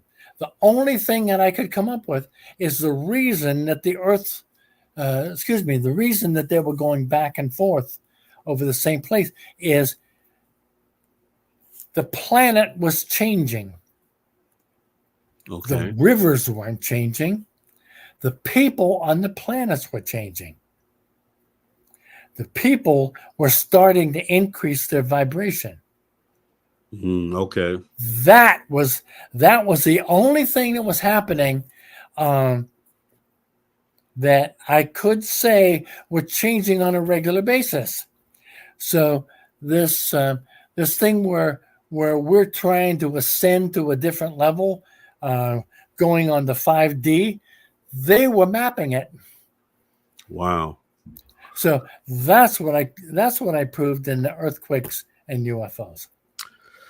Wow. Well, that's cool, and it just shows that anyone out there, if you wanted to do something more for this space, would be to take some of the data that people have gathered out there, sift through it, and come up with theories, and try to figure out which one might be the most plausible one, and it kind of helps this whole thing move forward, as what you're doing, what you've explained tonight, Tom. Yep. What are you into lately? What's been going on? Anything since last time we talked? Any paranormal stuff or? I'm not into too much paranormal because back in 2017 I had a heart attack, and I had to back off on a lot of the nighttime events that I was doing, and usually when you go out and do paranormal investigating, you're investigating until 2 a.m. Yeah. Now that's kind of rough. And I try not to do that, and try to take care of my body a little bit better. Yeah. So I backed off from going to events such as conferences, unless I could speak at the conference. And I got to go to some of them, and I will attend a conference if it's fairly close, and drive to and from there in a particular day. But I'm not going to stand there all day long and run myself into the ground. So right. I've been backing off on a whole lot of the things that I wanted to do. But since myself and Anna Manalo, wrote the Night Visitants. That's this book. That one, that was my story. That was a story of all the things that have happened to me at night, and why I came to the conclusions I did, and why I think that extraterrestrials are talking to me. Wow. Very interesting stuff. Yeah, I would say so. Definitely interesting stuff. So with that being said, so you haven't done any paranormal stuff recently. Let's see, what else did I have here? So you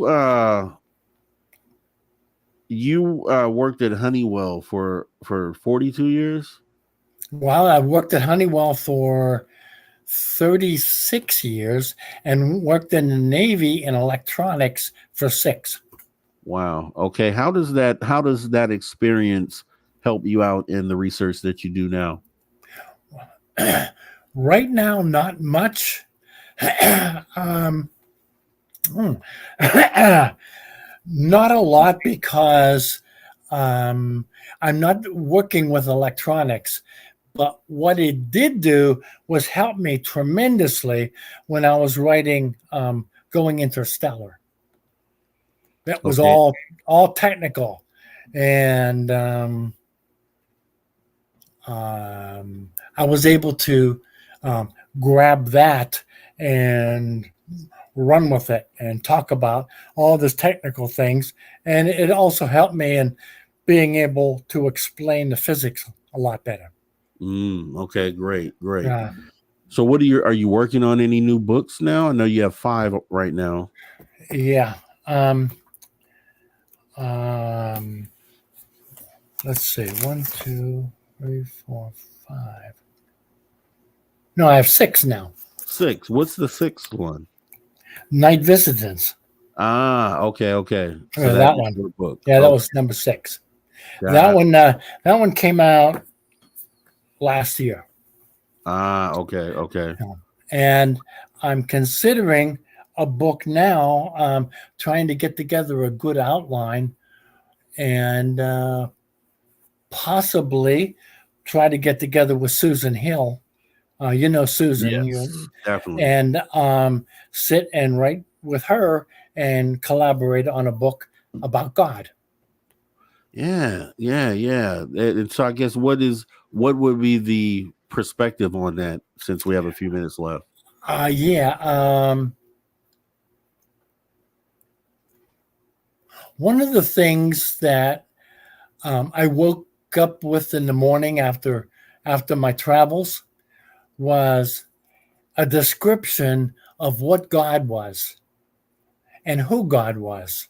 Mm-hmm. And it was nothing to do with the what I had in my mind for a God that they told me about. That I was raised Catholic.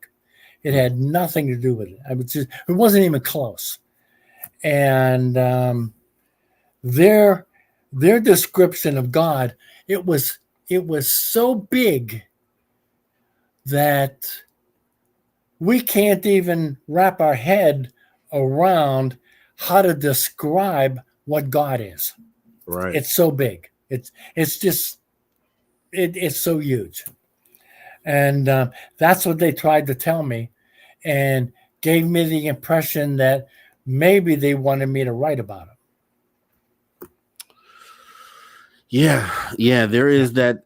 This is it's a when you get into the whole religion part here within this phenomena, that's where the taboo stuff starts to come in. That's where people are more afraid to kind of get into that aspect of it.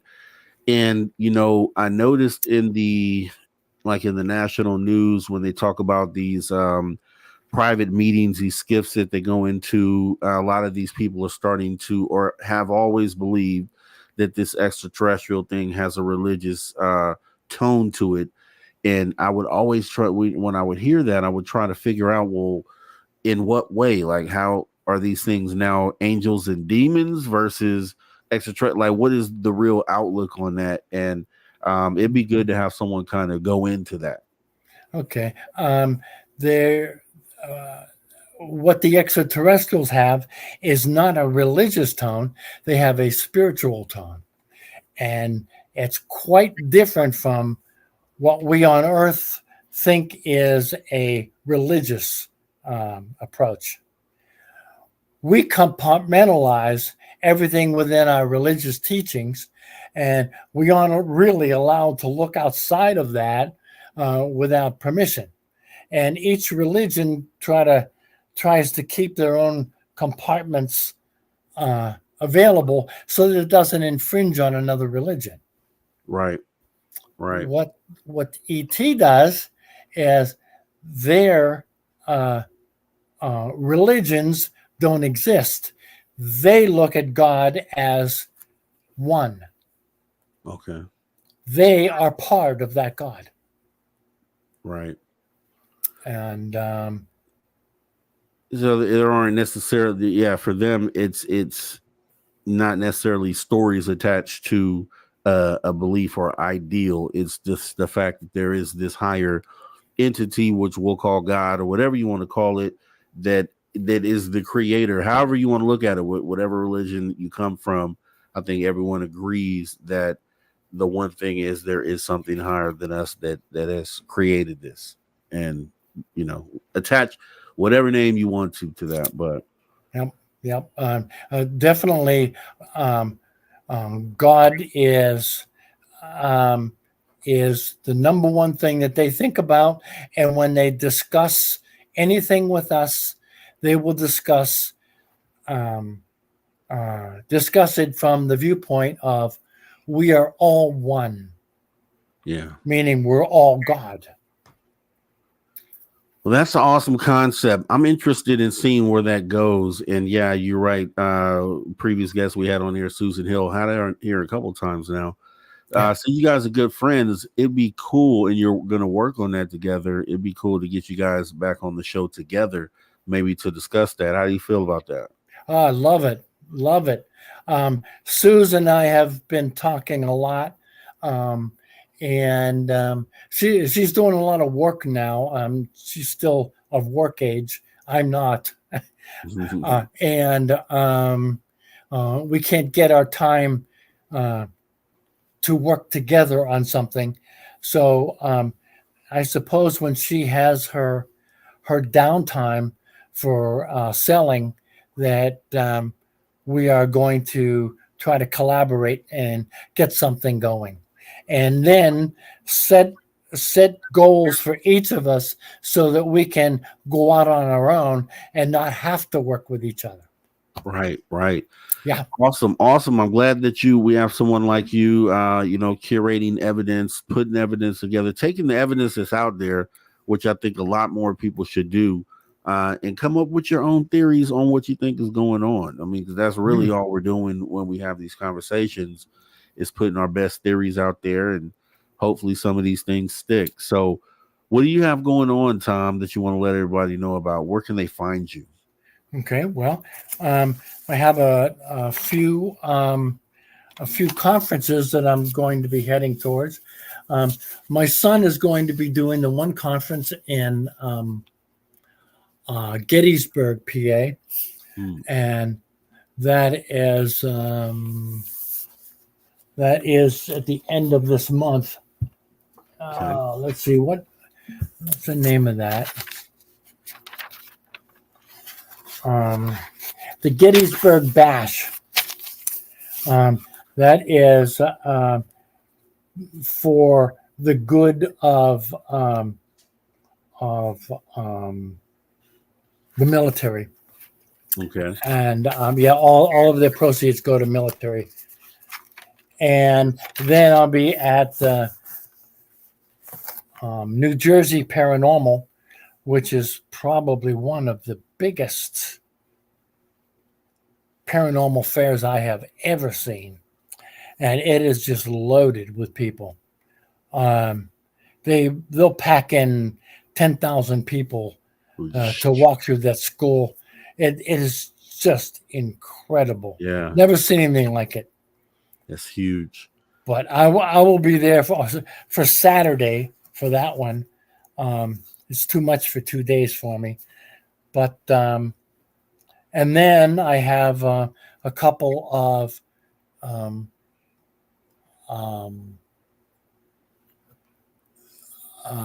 libraries, and I'm giving speeches at libraries to try to get information out to people who, can't go to conferences. So I hit all the public libraries and talk to people about UFOs.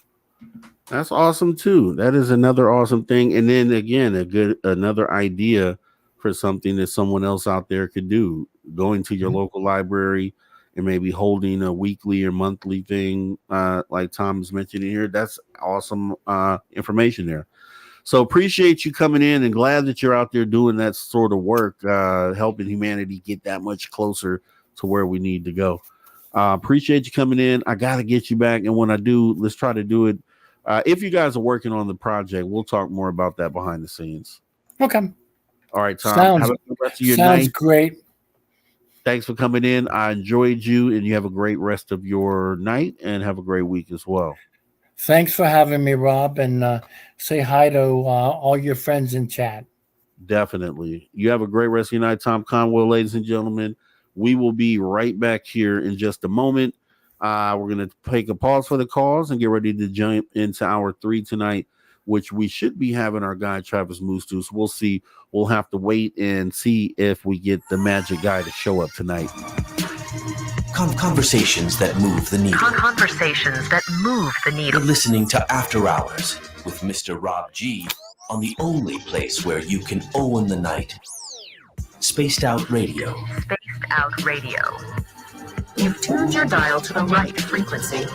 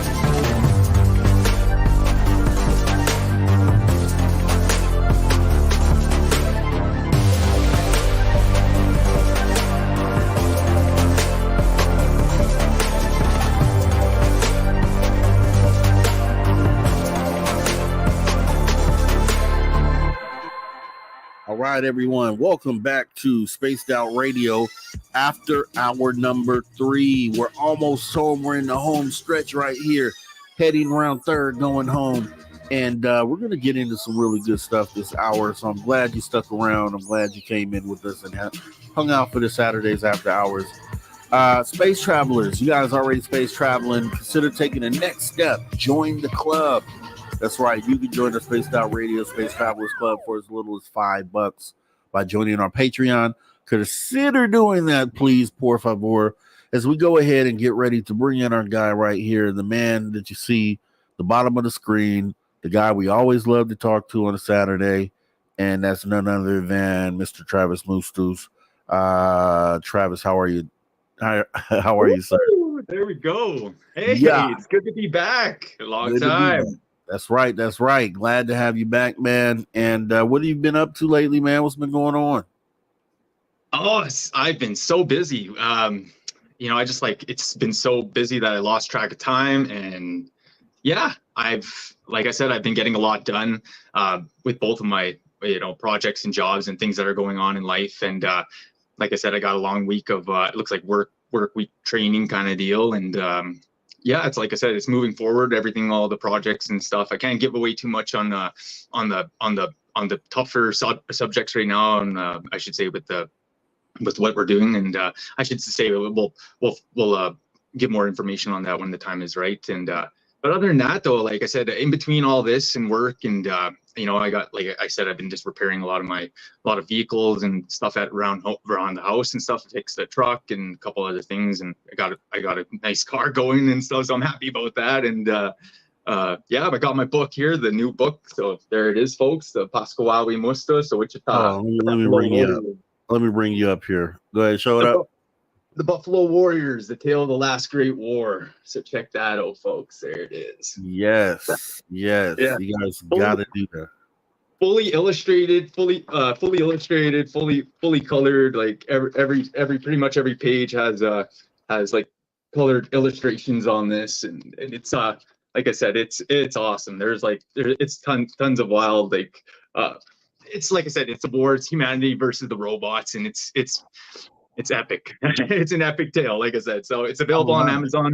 It's cheaper in price, like $20. So there you guys go. It's out there for all y'all. Yes, please go out and support Mr. Travis Mustus on you know, these endeavors, right? It's you know, and it's so exciting to see you excited for your work. You know what I mean? And I'm excited for you as well. So I'm just keep up the great work, man. Keep putting out really good stuff, because I think it has its place in what it is that we're doing here. So I'm totally glad that you are actually doing that. Yeah. So what's man, you know, it's been pretty quiet on the UFO front here lately in the last few months. Have you, as far as paranormal is going, have you had any experiences lately? I know I haven't had anything since I showed the orbs off a few weeks ago, but that's about it for me. All right, so like all right, so I was doing a lot of night security as well with in regards to the areas that were findings and like I should say unmarked graves and such. And there was a few of the other night securities that were like coming up to me, and they're like, "Hey, I just experienced this stuff going on over here, and come hang out with me." And you know what I mean? So we're waiting around. Nothing happened when I was there, but he said he was like getting like he's seeing like apparitions running around and stuff like that. So he had to like take his flashlight and go inspect the area, make sure nobody was like wrecking things or desecrating the grounds, right? So right. But yeah, he was experiencing things like that. So it was very active and very in that sense very high frequency, high energy. Like you could feel that, like it was very I should say very magnetic, very pulling. But as for the UFOs, they've been around. They're around. Like I've been like in my spare time, like I said, I've had a few nights where I've done night security and such, and so I've been keeping my eyes to the sky and really watching and keeping tabs and stuff like that when I can, right? Because most of the nights and days it's been kind of like rain and forecast, like it's been nonstop, like with the on and off, like overcast of the clouds and rain and thunder. And so with that being said, I sent you a few videos if you want to take a look at the one prior to the link you sent me. And bring those up here. Woo! Let's go, folks. Exactly. Yeah, I love when you send stuff over, man. You always send us some good stuff, man. So let me see. They love it too. They apparently love it too. So yes, Travis. Call me the UFO guy. I don't care. You know what I mean? I'm just like, I'm just happy to share these with you guys. Let's go. Let's see. Okay, I see. Let me see. Okay, that's the one we showed before. Okay, here we go.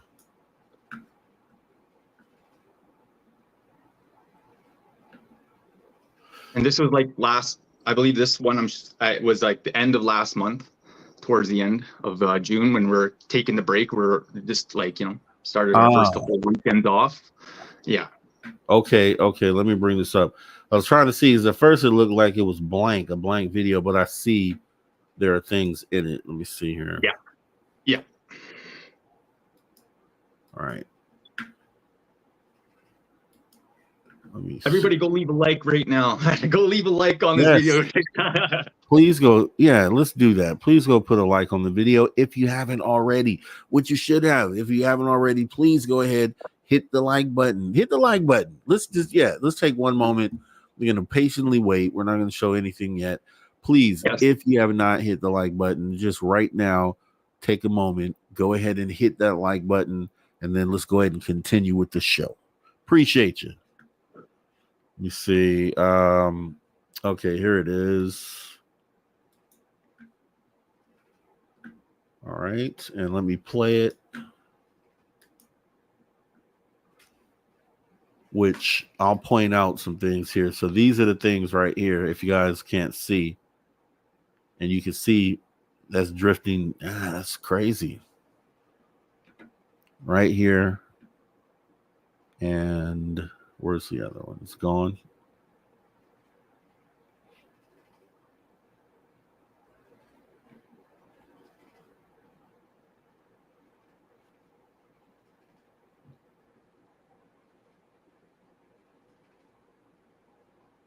And is your camera still at that point, or?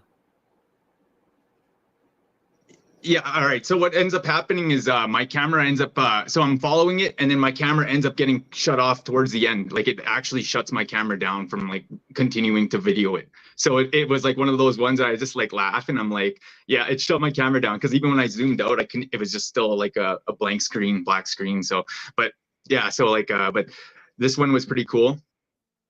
So. All right. Yeah. Is that 4? Let me see. There was like 4 right here. Are these all individual things here?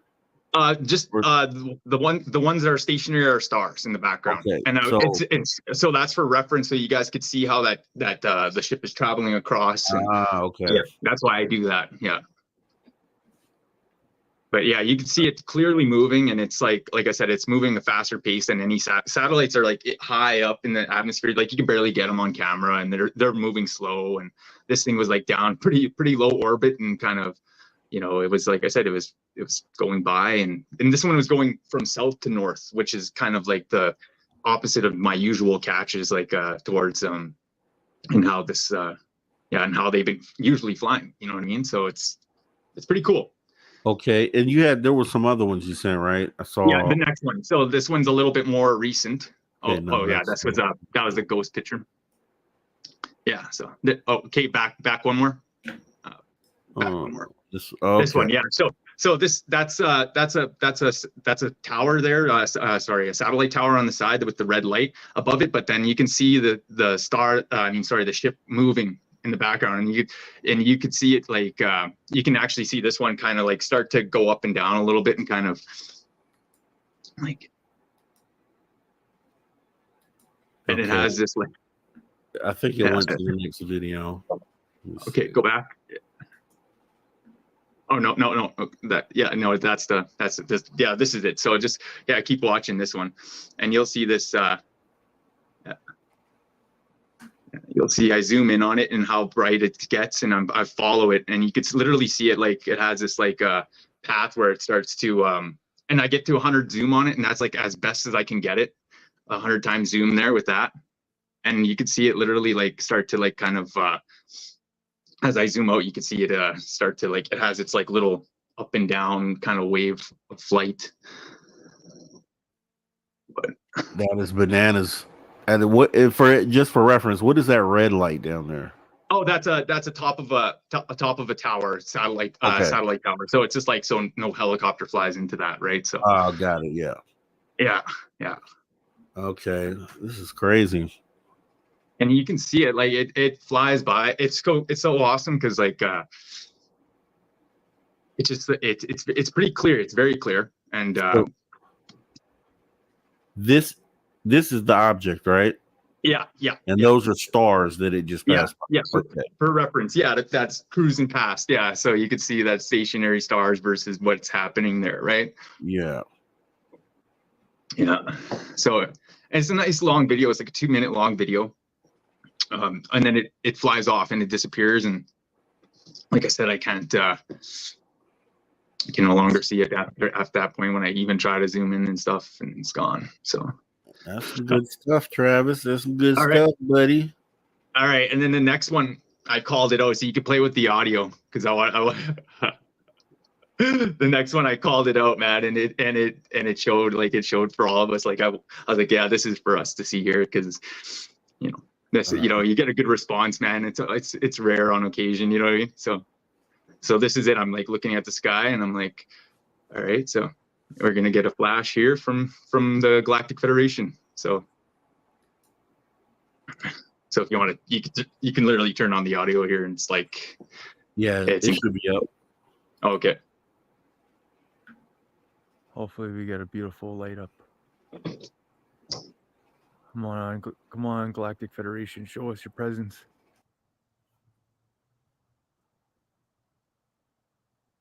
Yes. What? Travis with the receipts.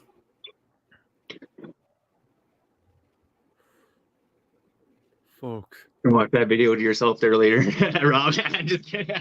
Travis bringing those receipts, buddy. They're lighting up for us. Hopefully get one more. Don't tell me it does it again. No, that was beautiful. No, that was the beautiful one. That one was the one I got for that. You know what I mean? It was it's kind of a little bit in the back there. Yeah, we're gonna a little bit. It's gone. Yeah. We rewind that one.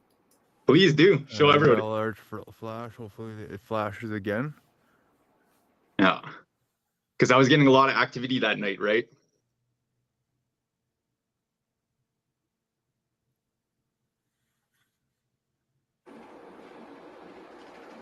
And he's gonna call the UFO that's just gonna show up. That is crazy. Hopefully we get a beautiful light up. Come on, Galactic Federation, show us your presence.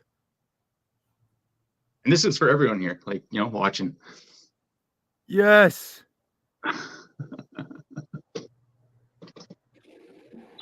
That should go viral. Yes. Woo! They're here. Folks. They've been here and watching over all of us. That's what I'm talking about, man. They're lighting up for us. Hopefully get one more. No, that was beautiful. We're lucky it was a we blessing. got one. That's what I mean. But it also shows the ability of having that state of mind to be able to call these things in, or be able to kind of connect on that wavelength, that frequency. Yeah, that was awesome. Yep. All right. Okay. I see you, Travis. I see you, buddy. I see you. That was good, right? That like I was said, I'm excellent, happy dude. I was able to bring that out here and show you all. And, That was excellent, man. Appreciate that. And yeah, man. So you're seeing UFOs, man. You're calling them in, man. How more awesome can it be? So I'm so glad that someone has come on and been able to show that happen, where you reach out to it or you put the purpose out there, and then the thing shows up. Because if that's something that you've done it right there, but imagine if we were doing this, some sort of live stream for the world to kind of access, and you did the same thing where you were able to call that in. When was that video taken? that was like, when was it? It was a little more than week and a half ago, or a week, like last week, I think. At the best, I'm gonna have to look at the time again, but yeah, like it was. I had it ready. I had it ready to go there the one Saturday, and I was like, okay, I'll just keep it until I come back on. Yeah, that is awesome, dude. So, yeah. They're out there, right? They're out there. They're up there, and this is just one more piece of proof that kind of shows people who may be on the fence, or someone who's never seen anything. Shows you that you may have the ability. Well, you do have the ability. Is just knowing how to get into that mindset to where you're able to make that contact. But I think that's awesome, man. I'm more and more amazed by CE5. I remember back when I first heard about CE5 a while back, years ago, and I just thought how it didn't make sense that could be something that you could do. And this is before I got into the whole consciousness side of this.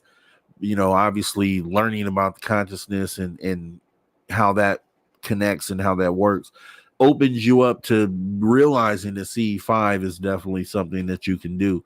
But it keeps amazing me whenever I see a video of it happening, because it's essentially whatever thought you put out there was being answered right there in that moment.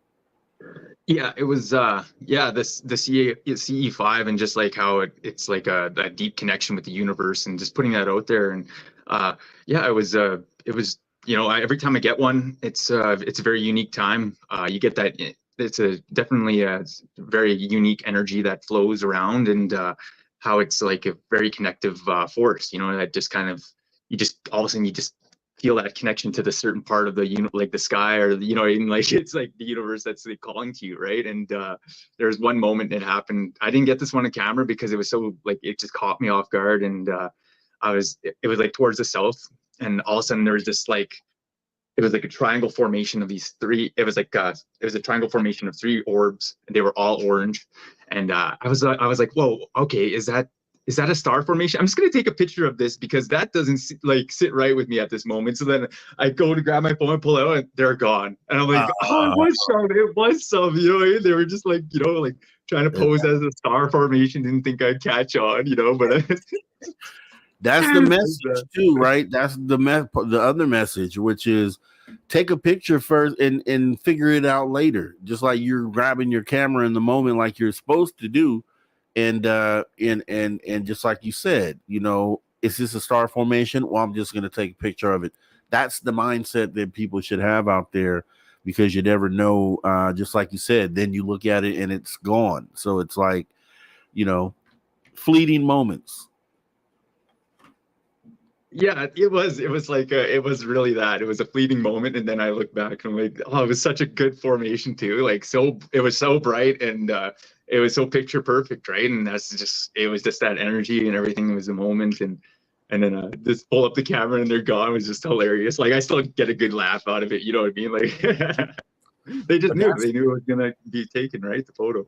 Yeah, it's powerful though too when you think about it, because being able to show proof of having that sort of connection, showing that, okay, humans can actually make a connection with these ETs by doing the CE5 protocol.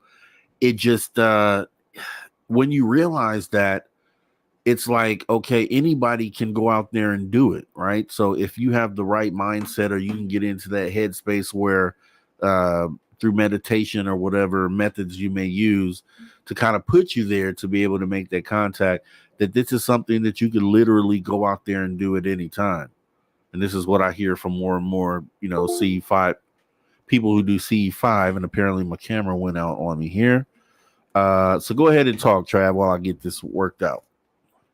Yeah, I've been doing CE5s for a number of years now. Before that, it was like just continuous sky watch, and that's actually when I started just having my after I started getting to know the sky, I started seeing these anomalies flying about and going across the sky. And one of them got real low and close one time that it was noticeable, right? That was something else. So of course it drove my curiosity and interest in getting some of this I should say these instances on camera. And I should say it reinforced my I should say my beliefs and spirituality towards the Star Nation, and my native spirituality, my heritage, and where we come from, and that deeper connection to them through the ceremony and that world. And I've always carried that with me. So like whenever I'm out there and I'm looking at the universe and staring at our galactic creation, or our universe, and opening myself up to that energy, right? It's with the highest vibrational intent, and it's always with that wonder and that connection to that world, and that I should say, and that connection drives that I should say that visitation, or the flybys, or the I should say recognition or from them, they're like hey, we're here too, we're connecting on that level, and I feel like they're always around, and it's up to us to make that connection again, and find that clarity in life with the universe, and that path, and to spread that higher vibrational frequency in in all of the facets of life that we do, every step of life that we take in this walk, in this journey. And that's really a part of that, and reflection of that into the universe. Yeah, and that's excellent, excellent information there, Travis. I'm glad that you were able to go ahead and give that. So, yeah, I mean, there's in the place that we're at right now, discovering all these things that we're capable of doing. It's just a beautiful time because, just like I say, I always, for a person who's been lifelong, and that's not me because I've, come into this within the last 5 years, I'd say, as far as understanding what this is. I mean, I've always understood something's out there for sure, and I've always had that mindset, but to be actually exposed to these things and talking to a lot of different people that have different perspectives, it kind of opened me up. But it's been so recent that I was on that other side that I can kind of appreciate, the things that I'm finding out. Versus someone who's been lifelong in this and has known this the whole time. I can remember a time when I looked at CE5 and thought that this has got to be ridiculousness, you know what I mean? And then getting to a point to where you kind of unpeeled the onion to a layer to where you're now aligning. It's weird because I never thought some of these things that I now know to be true could actually be possible. And it kind of makes me think about the other people out there who are still in that space where they still look at it this way, and they haven't, had that moment or been exposed long enough to be able to start peeling back their own onion. You know what I mean? And I think, and that's like our own individual disclosure process, I guess, is what you can consider that being. But it just, for me, it's just amazing to see that this unspoken consciousness connection with ETs and being able to do this period is a real thing, man. It's just, it blows my mind every time I think about it.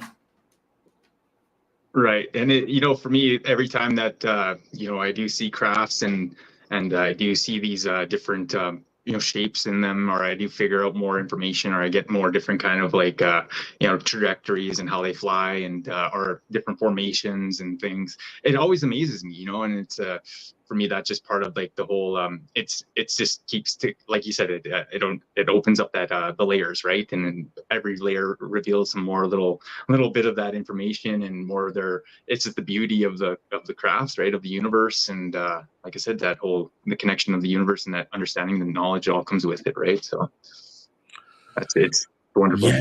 Yeah. And then, okay. So, and going back to the onion, so you've peeled back so many layers, and you're at this realization that you can do these things, and you're being shown videos like the one we just watched. So you kind of have proved it to yourself, and it's like, so okay, now looking forward at the other things that will be uncovered, like what else is there to uncover then, right? There's got to be so much more, and it's just, if you've gotten to the point of realization that CE5 is a real thing, it's like, it just blows my mind where this could still take us. Layers, exactly, Shelley Montgomery.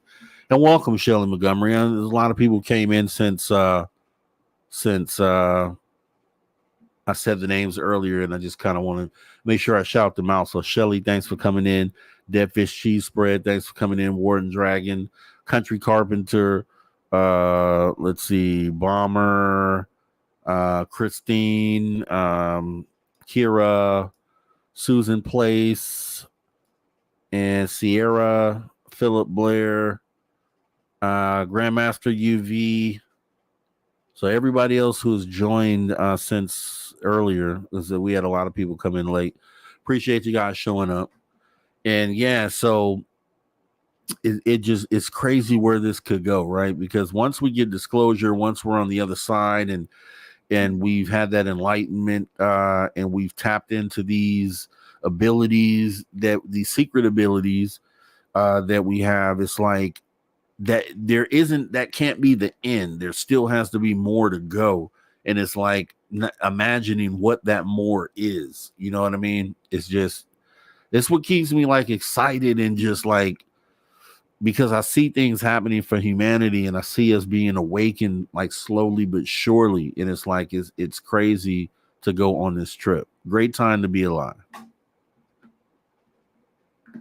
Yeah, and it's like I said, I consider it a blessing, right, to see these things, and like I said, through my spirituality and connection, that's what it is for me. It's like it's an acknowledgement to that, I should say, that connection of that, right, and that belief, and so like I said, I consider it a blessing in that sense. So when I'm looking at all these ships and these crafts, and it's more, it becomes more and more apparent over time. Like I'm expecting them to become more colorful and more of the shapes to start showing more uniqueness and in design, and it's like you said, it's a wonderful time to be alive. So I'm just happy I got to bring these on to show you guys, so it's excellent. Yeah. Thank you guys for all being here.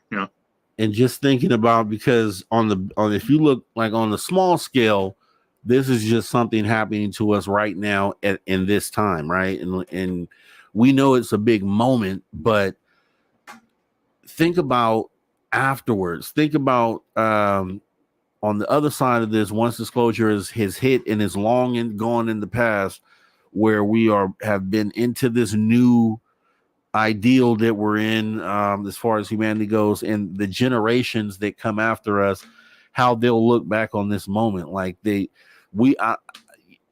I think we probably don't understand like how important we kind of do, because we say it, but I think like the work and the things that we're doing is going to be so important, and so in the later generations will be so grateful, right, for what it is that we sat here and did, because we're really at a point where this could go a few different ways. It could go where we ignore what's going on and we just go along with the current state of affairs and how society is currently run, and we make no changes to what's going on. We don't shift our path, or we do like we're doing now, and this whole shift of consciousness that we're having as humanity ends up being written about or praised 500 years from now when they look back, and whatever they end up naming this moment,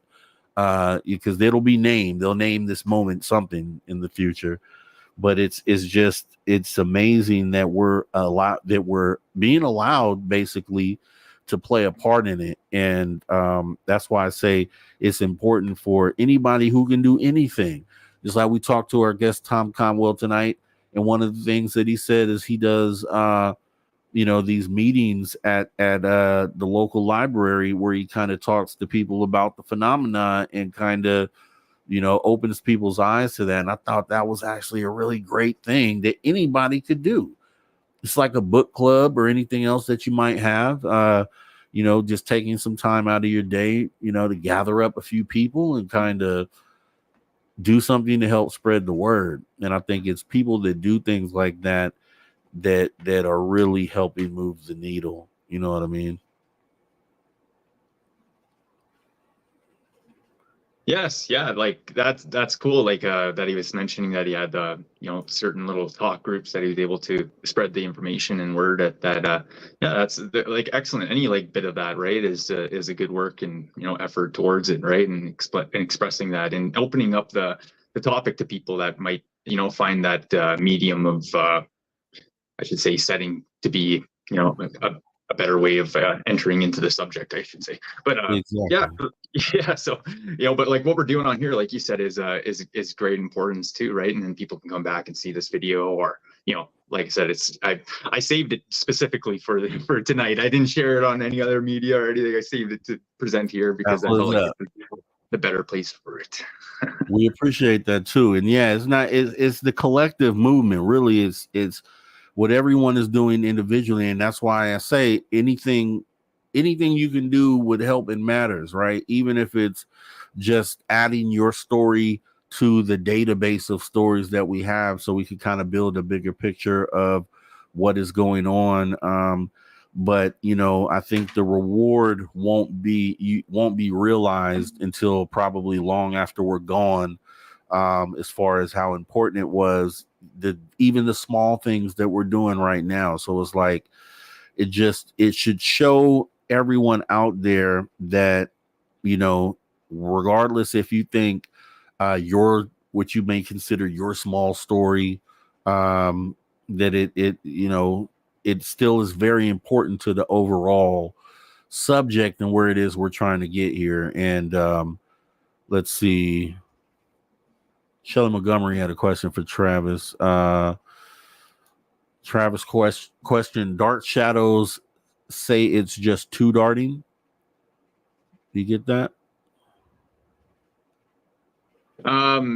Like when I was talking about the apparitions moving around the sites, yeah, they were just like it was like he said, it was like it was moving from the side, from one side, not going back and forth, but it just moved from one side to the other, and he thought somebody was like wrecking the areas or something, and so he got out to go check it, and you know, but like he said, there was nothing, no one around or any kind of animals or anything like that, so he's pretty tripped out and got me to go over there and inspect it. I think that's what you're referring to, or if you're referring to like something else, I'm not too sure, but yeah, if that answers your question, Shelley, let us know. If not, let me know and we'll take a look at it. Travis, two shadows were farting. Oh, I'm not sure. I'm not sure. Sorry. Next question. That's hilarious. It might be some chat conversation. Yeah. So, okay. Darting. Oh, yeah. Oh. Autocorrect. Yeah. Believe me. Hey, Area 51. Thanks for coming on in, buddy. Long time no see, buddy. You know, we are bringing the heat and never bringing the sleep, buddy. As you always say, Area 51 is awesome, man. I'm glad he came through. Glad you came through, buddy. Oh yeah. Yes, this is live. Yeah, so, I see it now.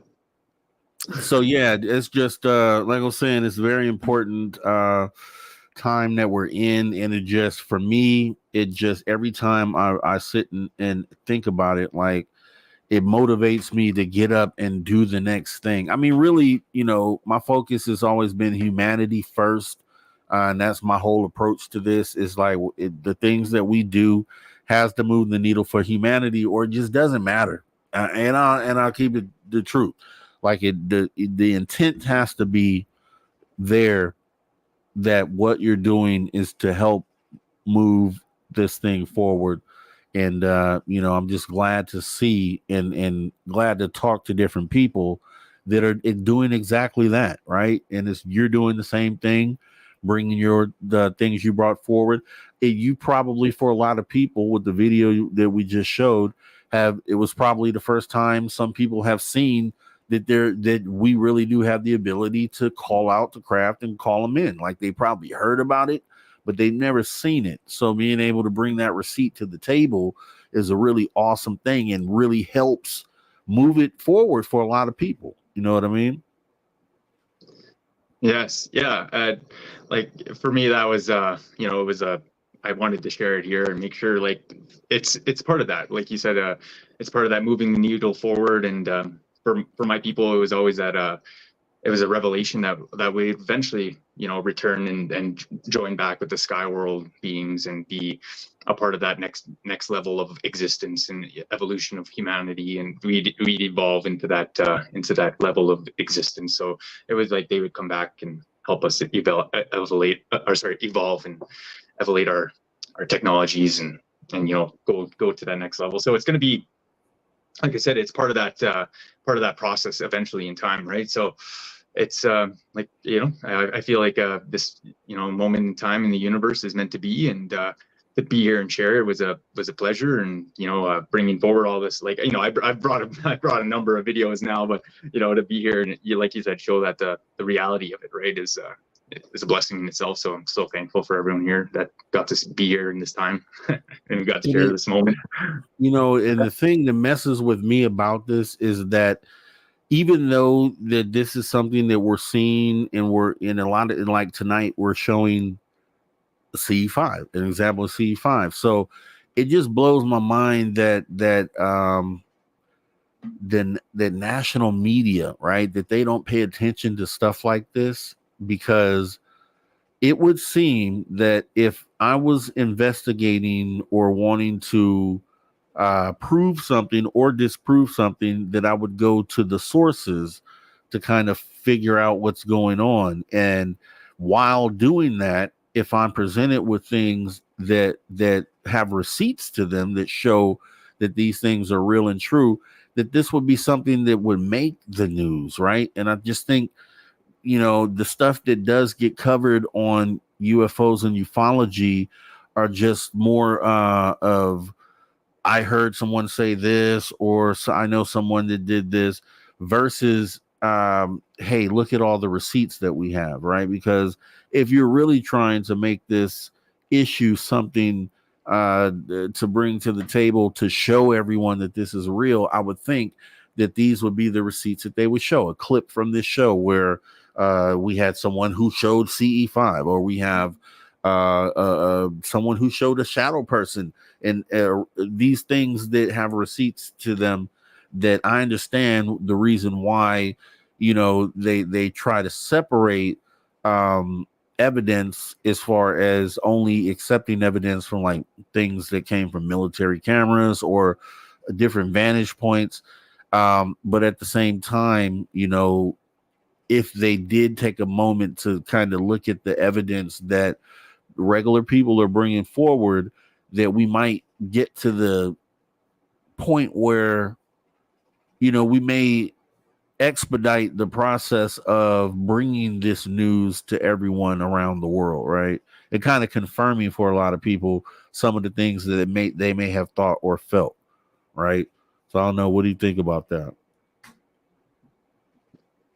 Yeah, it conflicts with a lot of folks, for what they believed, and I've actually had a lot of folks like, eventually they came around to, right, and they started to understand, like, okay, yeah, there's something else going on here, especially when the government started talking a lot about it, and even like, some of the, people that I've known never believed in it started talking about it to me and telling, asking me what I thought and how I've, what's going on, and in certain situations, like what comes to like native connections and beliefs and stuff. So I've been there for that, right? And especially when it comes to, I should say, the ancient connections of it, right? Like the belief of where a lot of these, I should say, a lot of the prayers and connections to that come from, and how they played a role throughout our time in our history out here, and yeah, it's been, like I said, it's part of like who we are as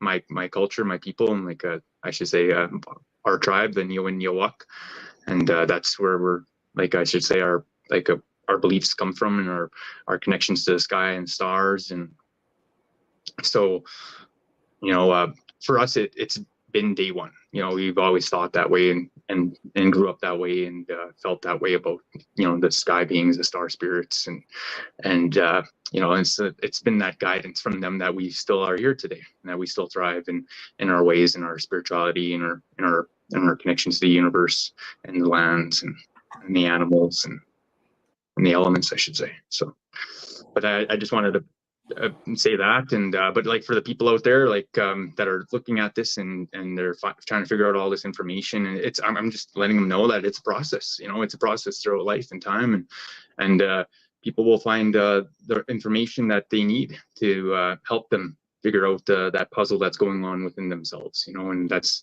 honestly where I'm.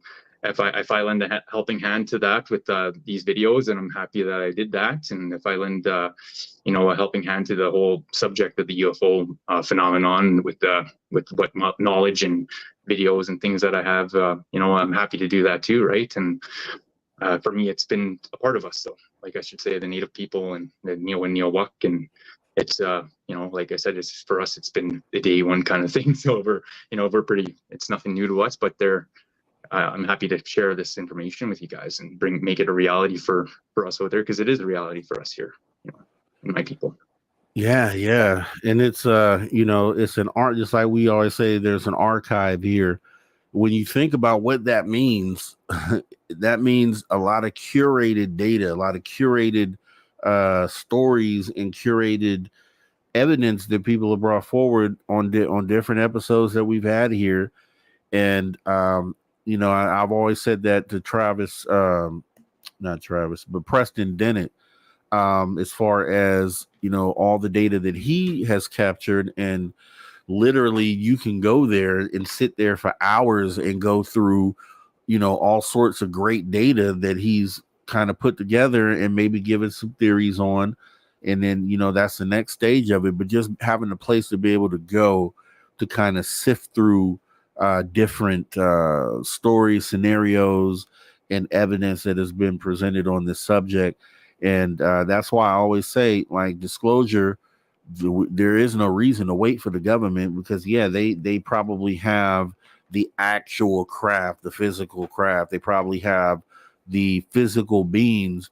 But even without that, we as experiencers have pretty much everything else that there is to it. So we don't have the craft or the bodies, but we have the stories, we have the descriptions, we have the videos, we have the pictures, we have encounters, everything across the board that you would want to kind of put the check mark on this as being authentic and real. And that's why I do it. Just being able to be a part of putting that together and getting the stories out here in the message. And that's what we're doing here. So let me see. Let me look in the chat. Thought I saw something in here. Okay, no. Area 51 is just saying, what a team tonight. Rob G and Travis, let's go. Okay, that's what I'm talking about.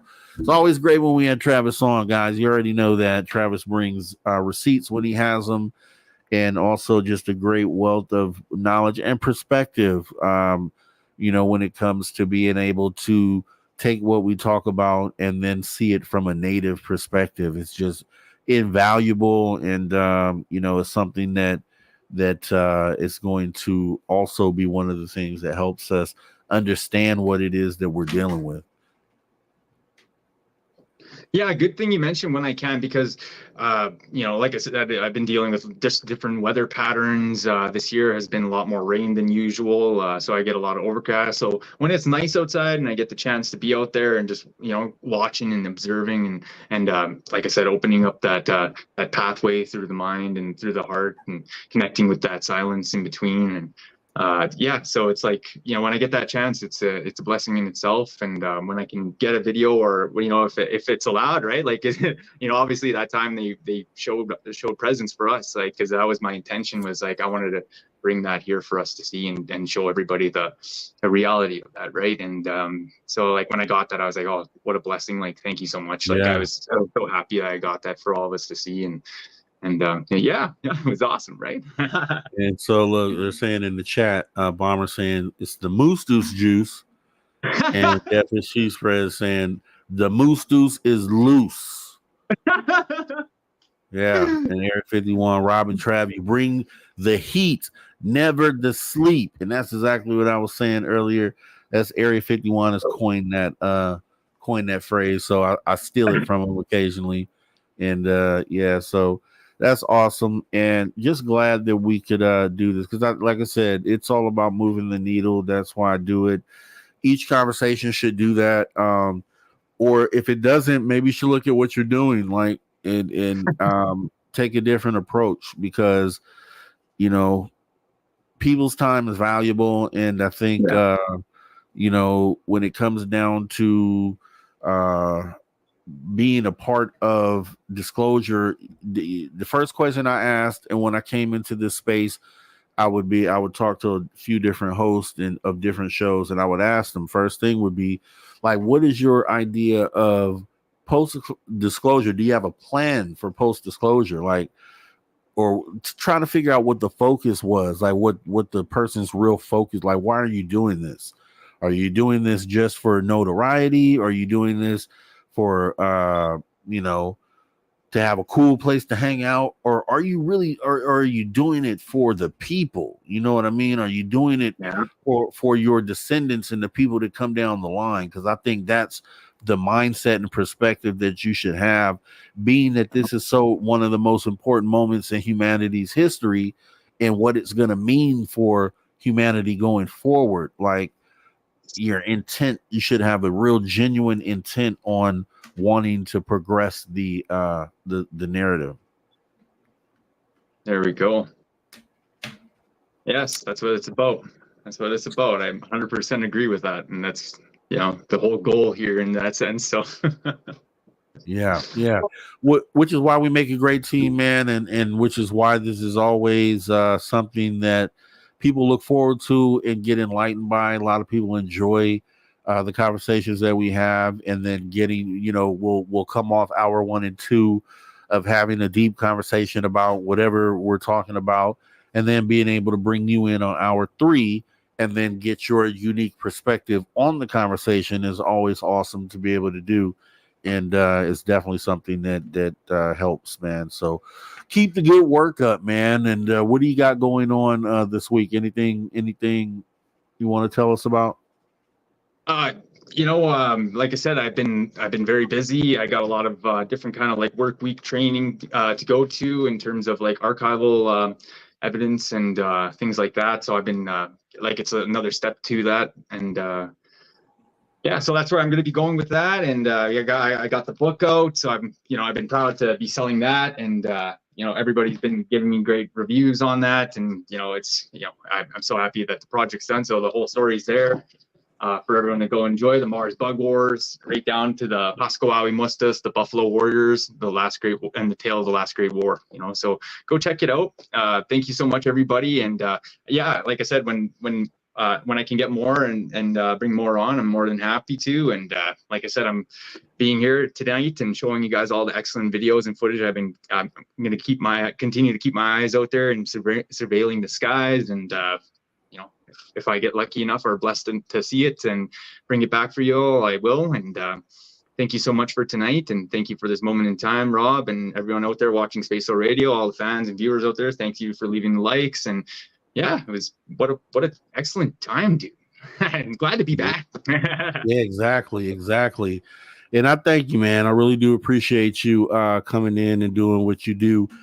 And we will continue to do what we do here. This is actually, though, the last, and I'll say this since you're here, this is the last show. Well, no, tomorrow will be the last show that we do here on the After Hours, and until after the break.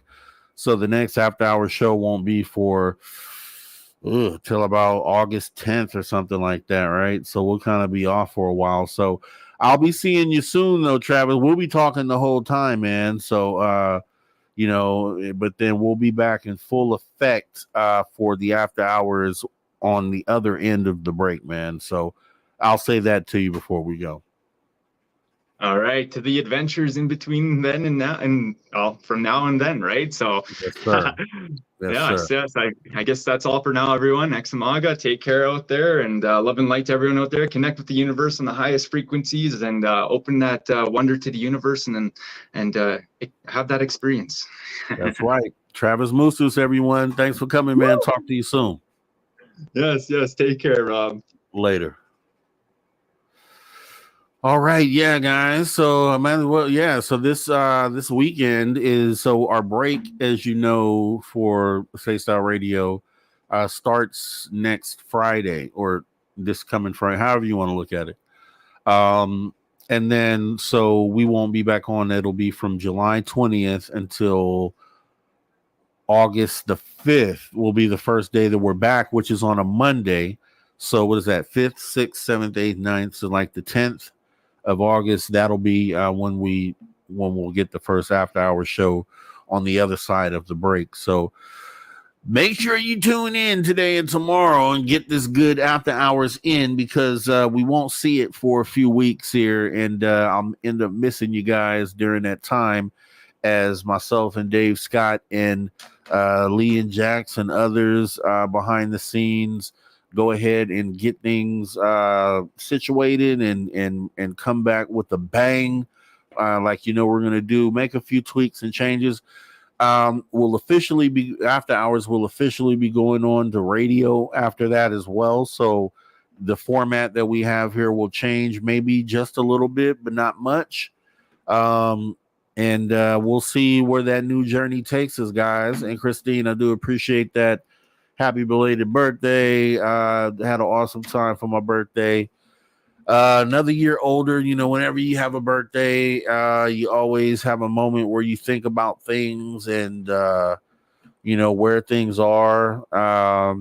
And you kind of have a review of where you're at with your life and things of that nature. So that's what every birthday brings. But then you also have those fun times, which definitely did have some great time for my birthday. So I do appreciate those happy birthdays. And yes, Bomber, SOR under construction with the construction signs. That would be accurate. And Area 51, Route to the G, say it, we bring the heat, never the sleep. So with that being said, definitely had a great time with you guys tonight. Glad to be back here with After Hours. Make sure we want to thank our guest tonight as well, Tom Conwell. Awesome guy. We're going to definitely have him back, and our guy Travis Moostus as well. And with that being said, you know, we have a lot of space travelers out there. Make sure you take the next step and join the club. That's right. You can join a Spaced Out Radio After our Spaced Out Radio Space Travelers Club for as little as $5 per month by joining our Patreon. So consider doing that. And to all our viewers and listeners around the globe, thanks for tuning your dial to Spaced Out Radio, where we do what we do best. What's that, you ask? We own the night. You guys have a great rest of your night. See you back tomorrow. Conversations that move the needle. Mary Rodwell. That move the needle. You're listening to After Hours with Mr. Rob G on the only place where you can own the night. Spaced Out Radio. Spaced Out Radio. You've tuned your dial to the right frequency.